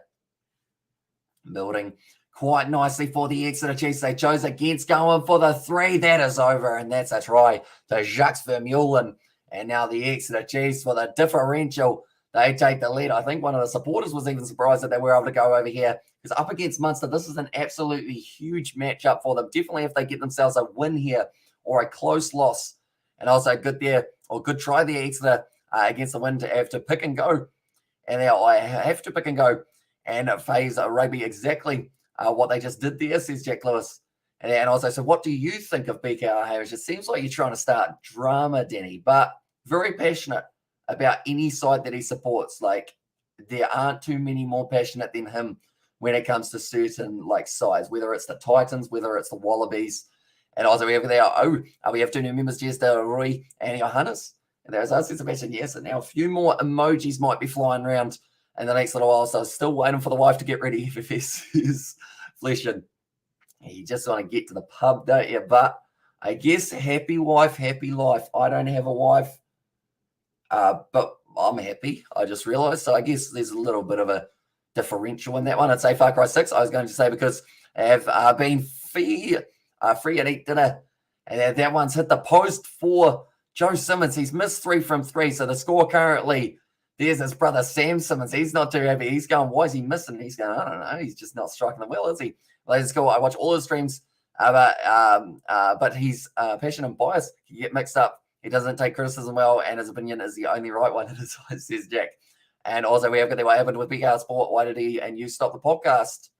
I don't think there was any real reason behind it. It was more of the case of, I think it got into the busy stage of the year, and like it was just going to be quite hectic. And because he wasn't following along with the Six Nations, I think that might have been one of the main things as well, because he wasn't following along with the international, like, rugby side of things. It did make it very difficult to be able to do an international rugby podcast, if that makes sense. There's no dramas wondering how knowledgeable he is in terms of rugby. That's all, says Danny there. And also before no, I mean, now she said she wanted to go to the Bears buds, wanted to go the Bear buds are tingling. And that's us, says Fletcher, but now currently sitting on the halfway line, Keith Earls. Sitting there quite nicely, 45 metres out from the line for Munster. Damien De Lende around the side, the South African international.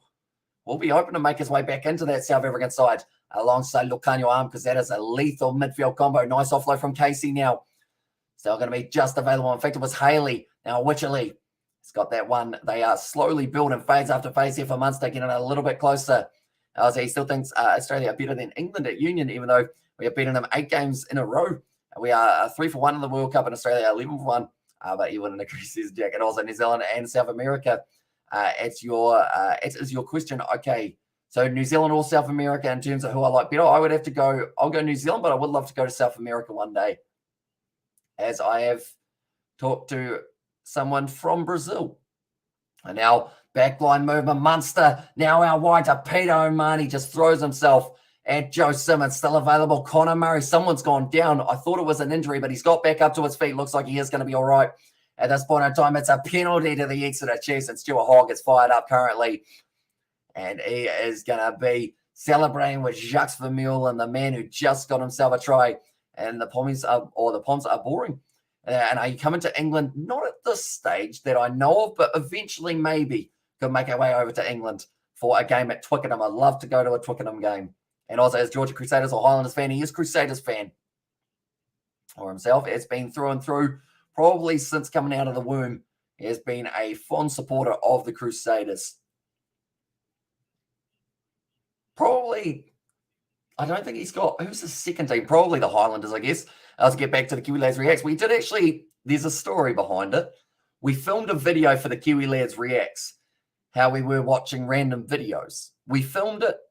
It was a decent video. It wasn't our best one, but it was decent. George didn't click record on the software. So we did the recording, but there was no recording for it, unfortunately. So that was quite unfortunate. I'm going to England on Tuesday. And there's Sebastian also, who's a better defence coach, Jacques Neighbour or Sean Edwards. I'd have to go it's a tough one, but Neighbour has a very good record. Hamish, I like that you don't take a biased view of rugby like some of the commentators. And there says Danny Lewis, and also Sebastian Hauser says, Gareth, that is going to be a little knock on there from Munster. In fact, no, they just weren't able to get their ball out of the rolling maul. The Exeter Chiefs, Stuart Hogg, he's fired up at the moment. If they can knock out the juggernaut and Munster here, that would be absolutely huge for them. Definitely because they are playing there at the home ground. And nicely done by Peter O'Mahony. Had to run right onto that ball. And then from there, it became a maul. And so George mostly have a smile almost always on his face because the Crusaders mostly win, except yesterday. And there says Johan, I mean, he's a mixed bag, George. If we're playing any game on Rugby Challenge or anything like that, he doesn't always smile. But he does love sport in general, I guess you could say. He's very passionate about certain aspects, like me and him playing Rugby Challenge. Although there was a reason behind that. That video is coming out early next week. Highly recommend you check that out.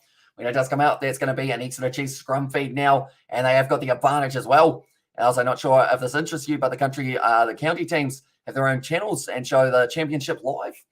And there as well, says Gareth. Now, not nicely kicked. That was not well done from Woodburn. Got too much on it. And also, I get back on more Brandon, and the Australian commentators are so biased, no jokes. And as well, says Danny. Yeah, I guess it's like anything. I know that Justin Marshall is normally considered as quite a biased man at times. And also Peter O'Mahony loves his garden. And I didn't know he had a garden, but I assume if it's anything like he plays his rugby, you give it 110% and really, fertilizer, watering regularly, bit of sunlight in the perfect spot. Maybe you have a fence next to it just to get a little bit more heat radiating in front of the crops, get a bit of photosynthesis going. Peter O'Mahony loves the garden. And also a bit down after Harlequin's dismissal from the Champions Cup. But it is what it is. Hope you're well, Gareth. And I know, Gareth, I'm following the Lancashire versus Kent first class game. I'm a Lancashire fan. And then commentators in there says Eric. So I assume that is the likes of like Justin Marshall. I'm trying to think of the Australian commentators and I can't think of them off the top of my head, unfortunately. But yeah, like the professional commentators, not like myself, who is, I guess you wouldn't even call me amateur commentator, really. I just say words very fast. Watch MLR, hilarious. I've heard that there's some good commentary going on over there for the MLR. And like, that's the thing. I love when the commentator uses like a little tiny, like they make the occasional joke, just to keep you in there. Or do you watch Japan Club Rugby? I assume we're talking the, it's called League One now, isn't it? If I'm not wrong. But I watch a bit of it. I don't get to watch as much as I would like to. When if the Harlequins ever play the Stormers in Cape Town, think carefully before you say Harlequins. And as I said, Johan. But then I guess the other question, who would win if the Harlequins played the Stormers in England at the Twickenham Stoop? I think you'd have to think probably not too hard about who would win that game as well. So it just depends on the home field advantage, the altitude, everything like that. Also, only found it today. I'm a brown cat myself. And also everybody, what was my favourite holiday? I would probably say to Melbourne for the MCG Boxing Day Test match. That was just awesome. How good would a team be if Fabian Guthrie was the head coach of the team and Andy Farrell, the assistant coach of the team? That man's been picked up and put down at a random angle, but he's all right. Connor Murray now going back across. And also we have got there, Justin Master was a good commentator, knowledgeable as, why does he get so much? It's pretty much due to, I guess, being so, biased towards the Crusaders. Like sometimes, like he does try and hide it, but other times it's like listening to John Kerwin talk about the Blues. Like you're always going to have the team that he wants to win, and he's always going to tell you they're going to win type thing.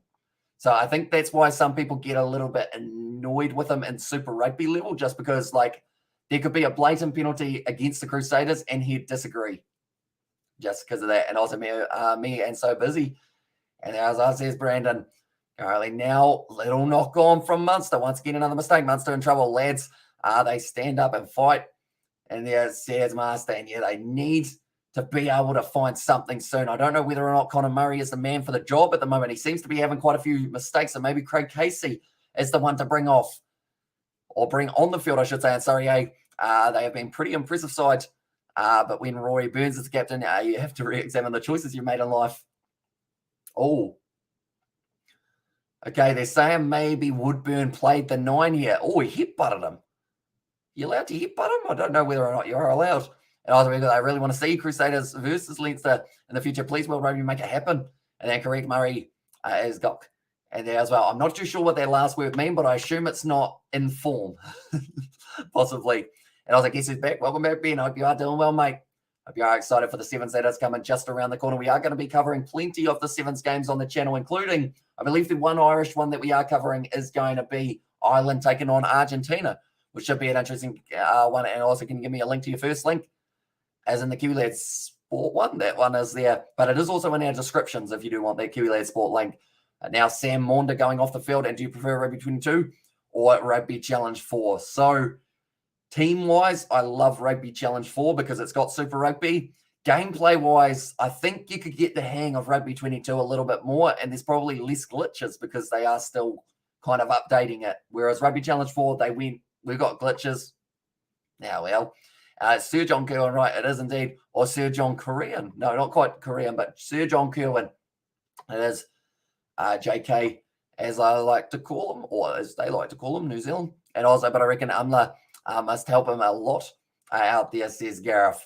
Currently now on the 22 of their own territory here. Exeter Chiefs with the scrum feed. I almost called it a line out.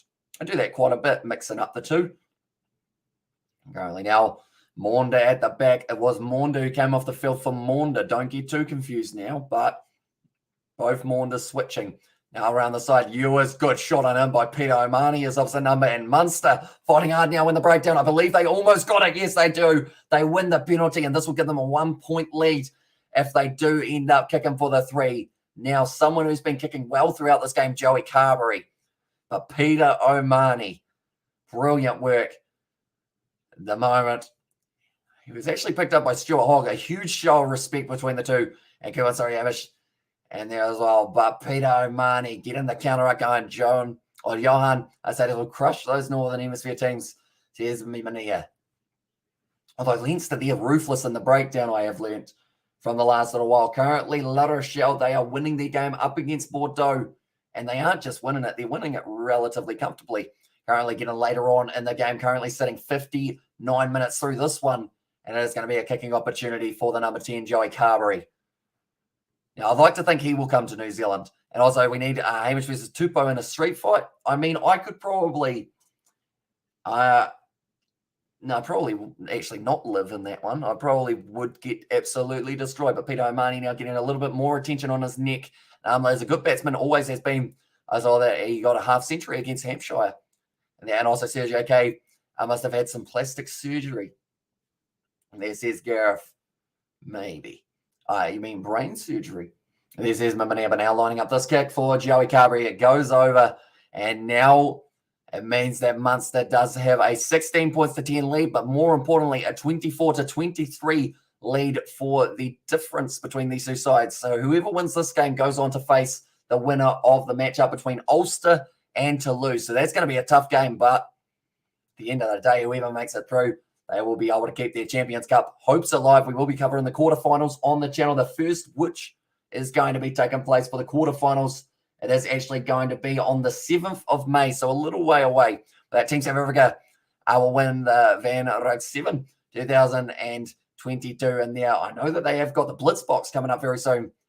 And that should be a very exciting game. And we are going to be covering quite a few of their games on the channel. So be sure to stick around for those. And also, how much team are you supporting at the moment? I've got a soft spot for Munster, but I've also got a soft spot for Exeter Chiefs.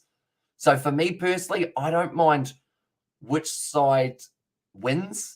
But I know that there's people in the chat who have a certain side that they want to win. So that's going to be a knock-on against Exeter Chiefs and Munster. There might have been a slight clap there, I'll be honest. And also, I've been watching day 3. Hampshire looking steady right now. An hour ago, what's happening with Lancaster?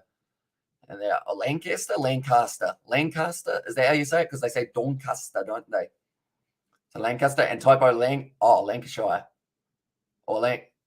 Is it Lancashire? Yeah, Lancashire. I say it very weird. Currently now, it looks like they are going to be making the change here.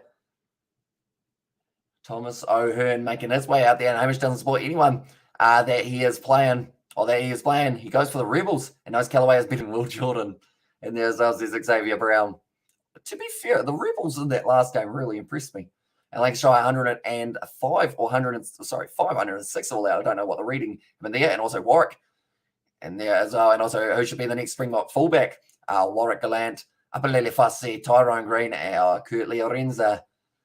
And yeah, Warwick, that was FTW for the win. I should read that as rather than FFS, but Warwick Gallant, he's an impressive player. That's the thing though, fullback is bright for the future. Once Willie LaRue steps aside, like he's still got a little bit in him, Willie LaRue, but it's going to be a tricky one for him to keep that position when you've got those young, hungry guys all trying to take your spot. Plastic surgeon sat by the fire and melted. And there's us, Karma Peach. Peach, it might be Peach, isn't it? But I always say it as Peach, so I do apologise for that. I do end up saying it a little bit wrong, but now Connor Murray feeding this ball in. Munster have got a 6-point lead currently. Rob Key apparently going to be the new MD. I'm not sure about that one. So here's Gareth now kicked him high from Connor Murray. He's kicked the ball out on the floor a couple of times. That's a nice skidding kick from him. In fact, it wasn't Connor Murray. Instead, it was Joey Carberry at number 10. It's a nice kick for a bit of territory here, just trying to buy a little bit more time and a little bit more space in behind, possibly for Munster to be able to go for that counter-attack when they do receive the kick from the Exeter Chiefs. Connor Murray still out on the field. You'd have to argue maybe for not much longer. Craig Casey will be sitting there ready to go in a very short moment. But we're currently sitting 3:30 a.m. here in New Zealand. We are going to be going right through to 2 p.m. New Zealand time. We would have done 21 and a half hours of live streams at that stage. So if you are new, you want to support us, be sure to leave a like and subscribe. Box will pull a master stroke to put Colby in at 15. Tell you what, might be worth a crack. I mean, Mapimpi's secured that 11. I don't see anyone taking that off him. It's more of the case of the other wing. Whether you go with Jesse Creel, I know actually played there in the Rugby Championship. Maybe you got Siba Nkosi as another option there. Or Apalele Fassi might want to slot in at the right wing position. How much do you want to do plastic surgery? Not really. I'm still only 22. And like I said earlier on, if I age, I age. I don't think I'm going to change that because it's just kind of like you just got to accept yourself, really, don't you? A Munster on the halfway line. It's going to be number 7 for them penalised. So Kirsten was in a bit of trouble. And also we have got there, should Vincent Tashoka play flanker for the Box? Still very young as well, but hopefully it is going to go all right. And also, I was looking at your past stream. I get a feeling you have forgotten cricket. It is all rugby, or it is more of the case of the test matches. The one that we were going to be doing between South Africa and Bangladesh did not go to day 5, and day 5 was when we were going to be free to do it, sadly. So we would have done that day if it had gone there, but unfortunately, it just ended early. We've got New Zealand versus England coming up in June, which isn't a mile away, but it is more of the case of just finding the time zone that works for us, because the IPL is at a terrible time for us here at the moment, unfortunately. And also, Rocky actually has a pretty decent cricketing brain. He has pretty good grasp on the game and the squad. Plus, the only way is up from here for England. I can't get any worse than the current situation. As time will come, not yet. And there's his imaginary friend. But now lining up this kick, Joey Carberry from 50 metres out. Struck it nicely. Struck it perfectly. And Munster take a 9-point lead in this game. 19 points to 10. But more importantly, a 4-point lead when it comes to the two-legger of the Champions Cup round of 16. And also we've got the we need a tall fullback. Very risky to put Colby a fullback. And as I said, Johan, well, that one, although it depends really, because we've seen in the past that he's been able to do nicely, although like you mentioned with the height factor, depending on who you're playing will depend on whether or not you do need someone with huge height factor. Like if you're playing up against a side who love a box kick, you're going to need someone with a bit more height. If you're playing up against a side who are more likely to run the ball, perhaps maybe having someone a little bit quicker at the back might not be a terrible idea. Now, currently going to be available for Connor Murray here. 65 minutes through this game. Let's kick it high. It's a nice box kick. It's going straight down to Stuart Hogg, who's now got it on the halfway line. Now big Jacques Vermeulen. Great carry forward for him, but he is dragged down by Jack O'Donoghue. Is opposite number straight through there for Ewers. Australians with the run. They've got numbers on the outside here for the Exeter Chiefs. If they can find the right pass, it's out to Stuart Hogg now. Sitting 25 out from the line now, making meters for fun. Except that was a terrible pass. He got the pop pass up. It was a hospital one. And the Exeter Chiefs put slightly on the back foot now. It's Henry Slade. We haven't really seen too much of him at all throughout it, but now going across. Witten doing nicely, and also just get rid of Willie LaRue and bring up a Lily Fussy and job done. And then also you should put a poll to see which games you want to cover. And there as well says Danny Lewis. I assume you're talking like compared to rugby and cricket, but it's pretty much rugby because 90% of our audience is rugby. That takes our slight priority. And then from there, we kind of go alongside. And also, Hamish, when was the concept of rugby invented? In which country by in which year? Is it England? I know that it was William Webb Ellis back in the day. And it was a long time ago that it was made. But William Webb Ellis, he got bored of football, picked up the ball, ran with it. And it was born from there, really. And a Hog is not all very effective, or yet effective Chisholm, out jumps the forwards. Would work as well, says imaginary friend there. And also, I've got the agree, says Johan. And also, did you see Ethan from the Sidemen wife is having a child? I did not see that. I didn't realize he was married. When did he get married, Xavier? Was it very recently? Is it his wife or his girlfriend?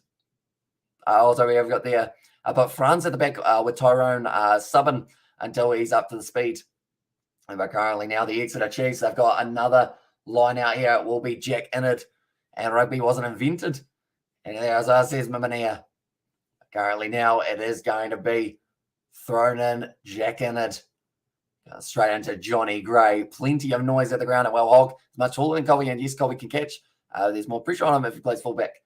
And also we've got that Ethan found a woman. And there's Gareth, and also it was born out of frustration. And same thing.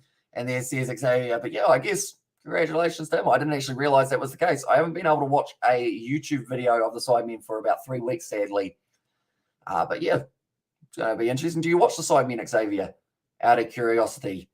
So I kind of watched a lot of Sidemen Sundays. That's going to be a clean turnover for Munster now. I was watching them back in like the 2015, FIFA 15 kind of stage. And now backline movement, Damien Dialende now off to Chris Farrell, unable to link up nicely, but that will be the advantage over for the turnover if there was such a thing as the advantage there. Currently, they are still within the 7. Now, you might ask yourself, Hamish, what are you on about? It's 19 to 10. But the situation is as follows, 27 to 23 is how it is sitting currently. Simon Zebo. In fact, no, sorry, it was O'Flaherty, absolutely brilliantly done in the breakdown. And tell you what, there might be a Munster ball here. if they do get the turnover. Okay, it's going to be the scrum feed for Munster as their ball was stuck inside of the breakdown. Massive for them. Simon McBain's always a good watch. Also like the Among Us series. And there says Gareth.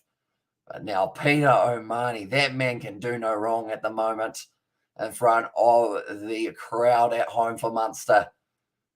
It was nicely done, straight on the ball for O'Mahony. They knock him off his feet. He was actually the one who got the initial turnover. Then the ball got stuck in the ground, and no one was able to get it out from there. O'Flaherty currently working hard for the Exeter Chiefs. If they end up scoring a try here, that will give them a lead in the two-leg series, but currently only 10 minutes left. Or another decent option for Springboks fullback is Damien Valimza. He's been sailing with the Stormers lately. Yeah, very good player, Damien Valimza, that is for sure. Munster, 9 turnovers. Jeez, that's a few. Peter O'Mahony's probably got about 8 of them. No, probably not quite that many, but he's got about 3 or 4 at least for himself. He's really put himself through a war out there on the field, trying to make sure that Munster are the side that make their way through. But currently, they've only got that 4-point lead. And also know Damien is a future centre prospect there as well. So who are you going alongside him in the centres? Are you going to be still sticking with someone such as a Lucanio Arm, or is this kind of after Lucanio Arm's time? Craig Casey out on the field for the final 11 minutes of this game. It's going to be going down to the wire by the looks of it. John Hornet also now going off the field. And that is going to be the change that they have made in the forward pack. And I believe that is, I want to say it is Thomas Ahern who's out there now. And I was a double Damien in your face. So Damien Dialende. And there's a go on Munster. Says Linda Murphy. And currently working very hard. So many good fullbacks in World Rugby Crazy, says Danny Lewis. There are indeed. But it is actually Kittelin who did make his way out there. Sorry, Alex Kittelin for Hornet.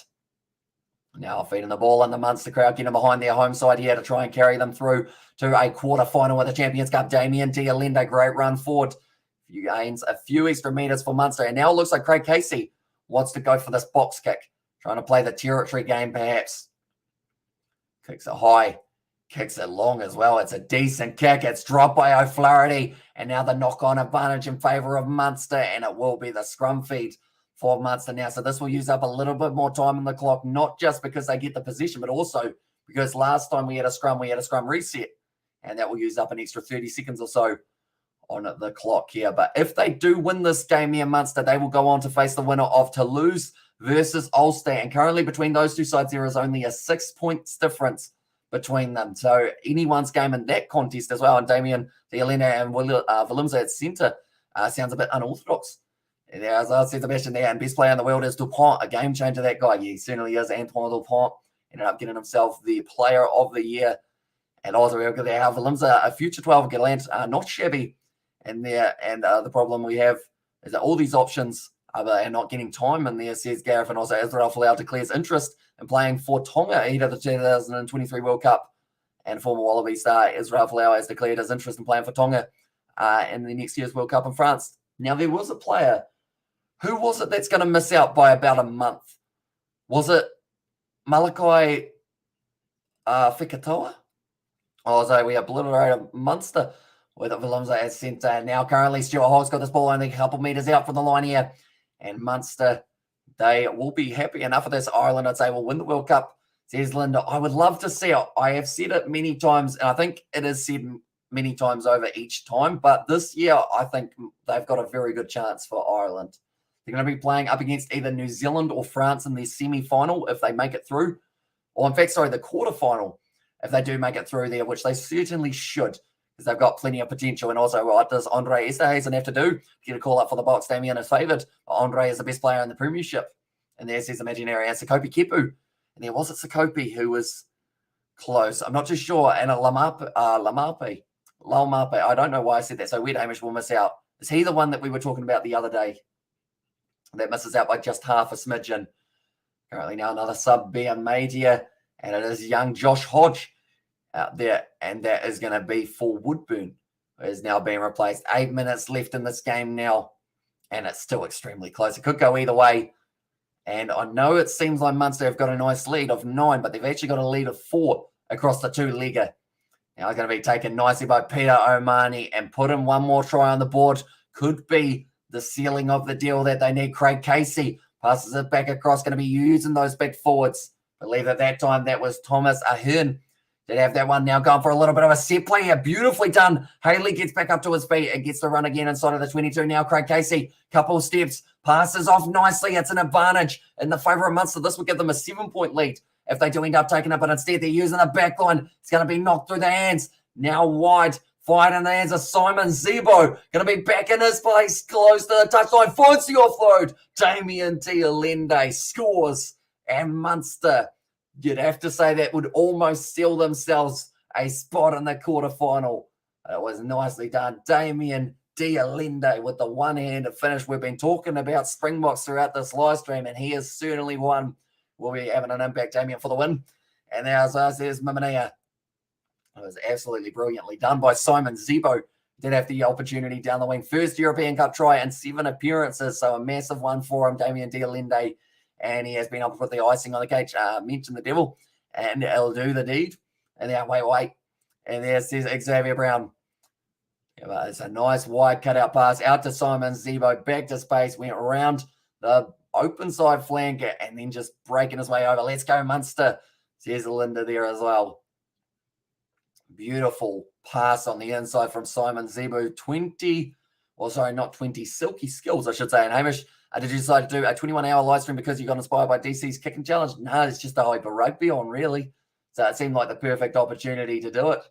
But yeah, 21 and a half hours we are going to be going for, roughly. We're going to have a couple hours in between that are missed out just for breathing and living, I guess you could say. Eating.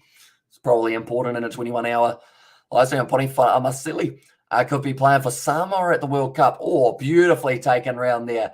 It's gone over. And now Joey Carberry adds a couple extra points on the board. 11 ahead now for the Munster men. And not official, but he hasn't played for the Wallabies and would make the Samoan team. It would be pretty awesome seeing Farmer Silly in action. Because currently, who have they got? They got Ray Nui, don't they, for Samoa's number 2.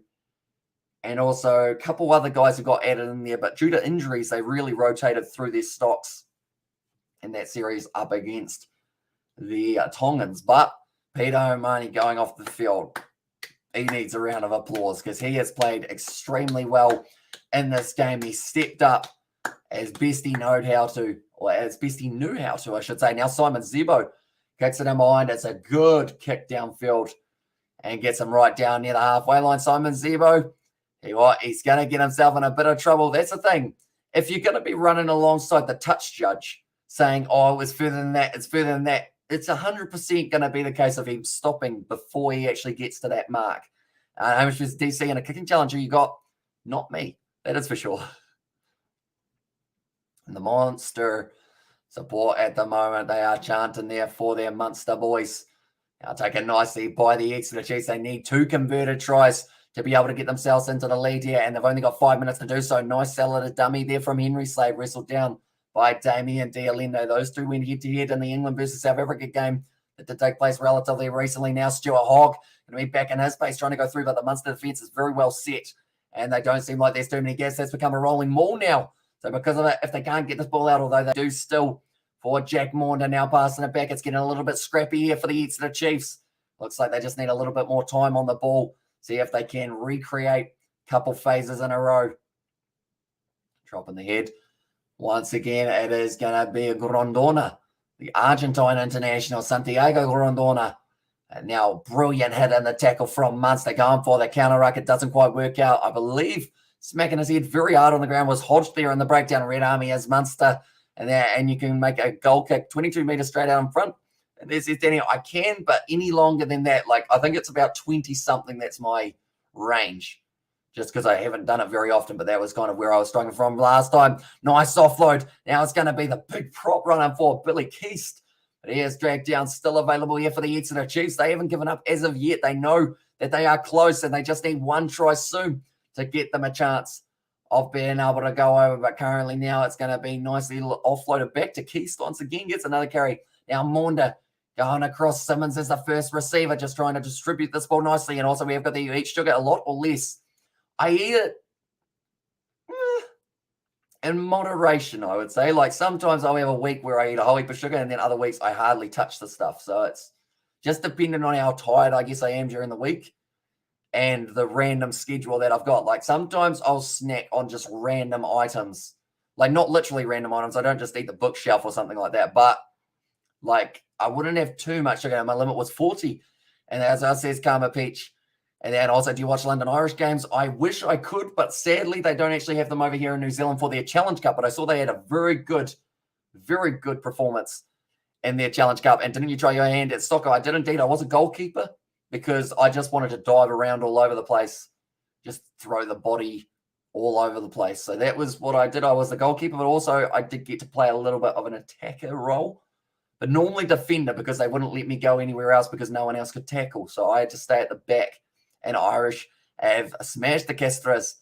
And as I said, Sebastian. And currently, for anyone wondering about the other games taking place for this one, currently La Rochelle and Bordeaux, 31 points to La Rochelle, 23 to Bordeaux. They will be going through once again, La Rochelle, and they will be facing off against the winner of that matchup that we did see the other day.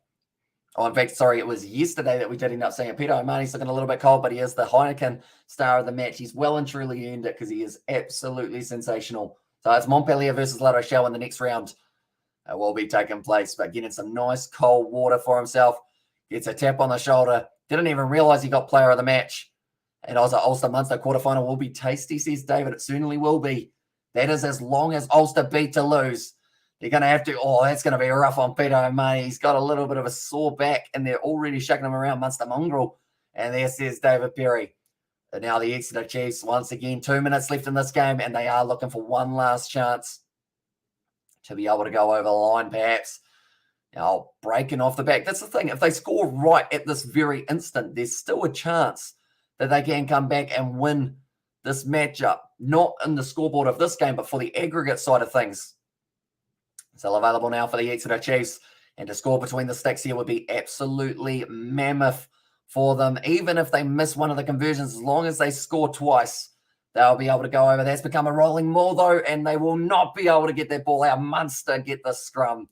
And they are fired up currently. The first match of the sevens, Argentina versus France, taking place in only 13 minutes' time. We won't be covering that one on the channel, but the first game that we are doing of the sevens will be Samoa taking on Wales. So be sure to tune in for that one. It is actually going to be the redirect after this live stream. It will take you straight over to that next one that we are doing. And how much would a Dan Carter player worn and signed shirt go for? Probably close to $1,000, I would think. Overall, like there's some very nice framed ones around. Like you're looking at somewhere definitely over 500. 500, that was, I said, in the form of a yawn. But yeah, somewhere around that $1,000, maybe even more, from depending on what it is. If it's this World Cup one, that would go for huge money.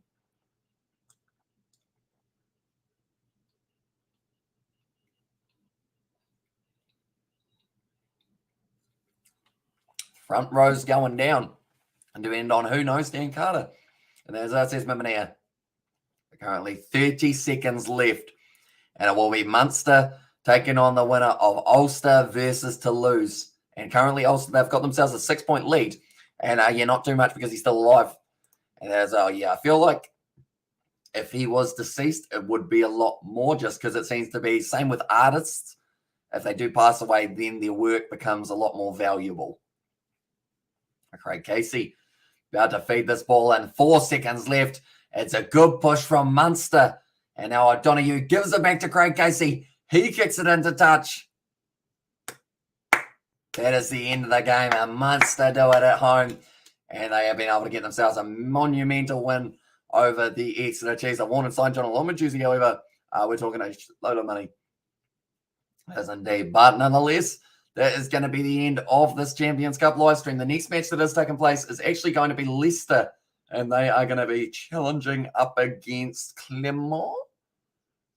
Yes, it is. Clermont. So that game is taking place in 40 minutes' time, but we will keep you updated about the score of that game. And then also Ulster versus Toulouse during our other matches that we are doing of the sevens. But be sure to stick around for those. We have got Samoa sevens, Fiji sevens, South Africa sevens, Wales sevens, Irish sevens, all of those sevens.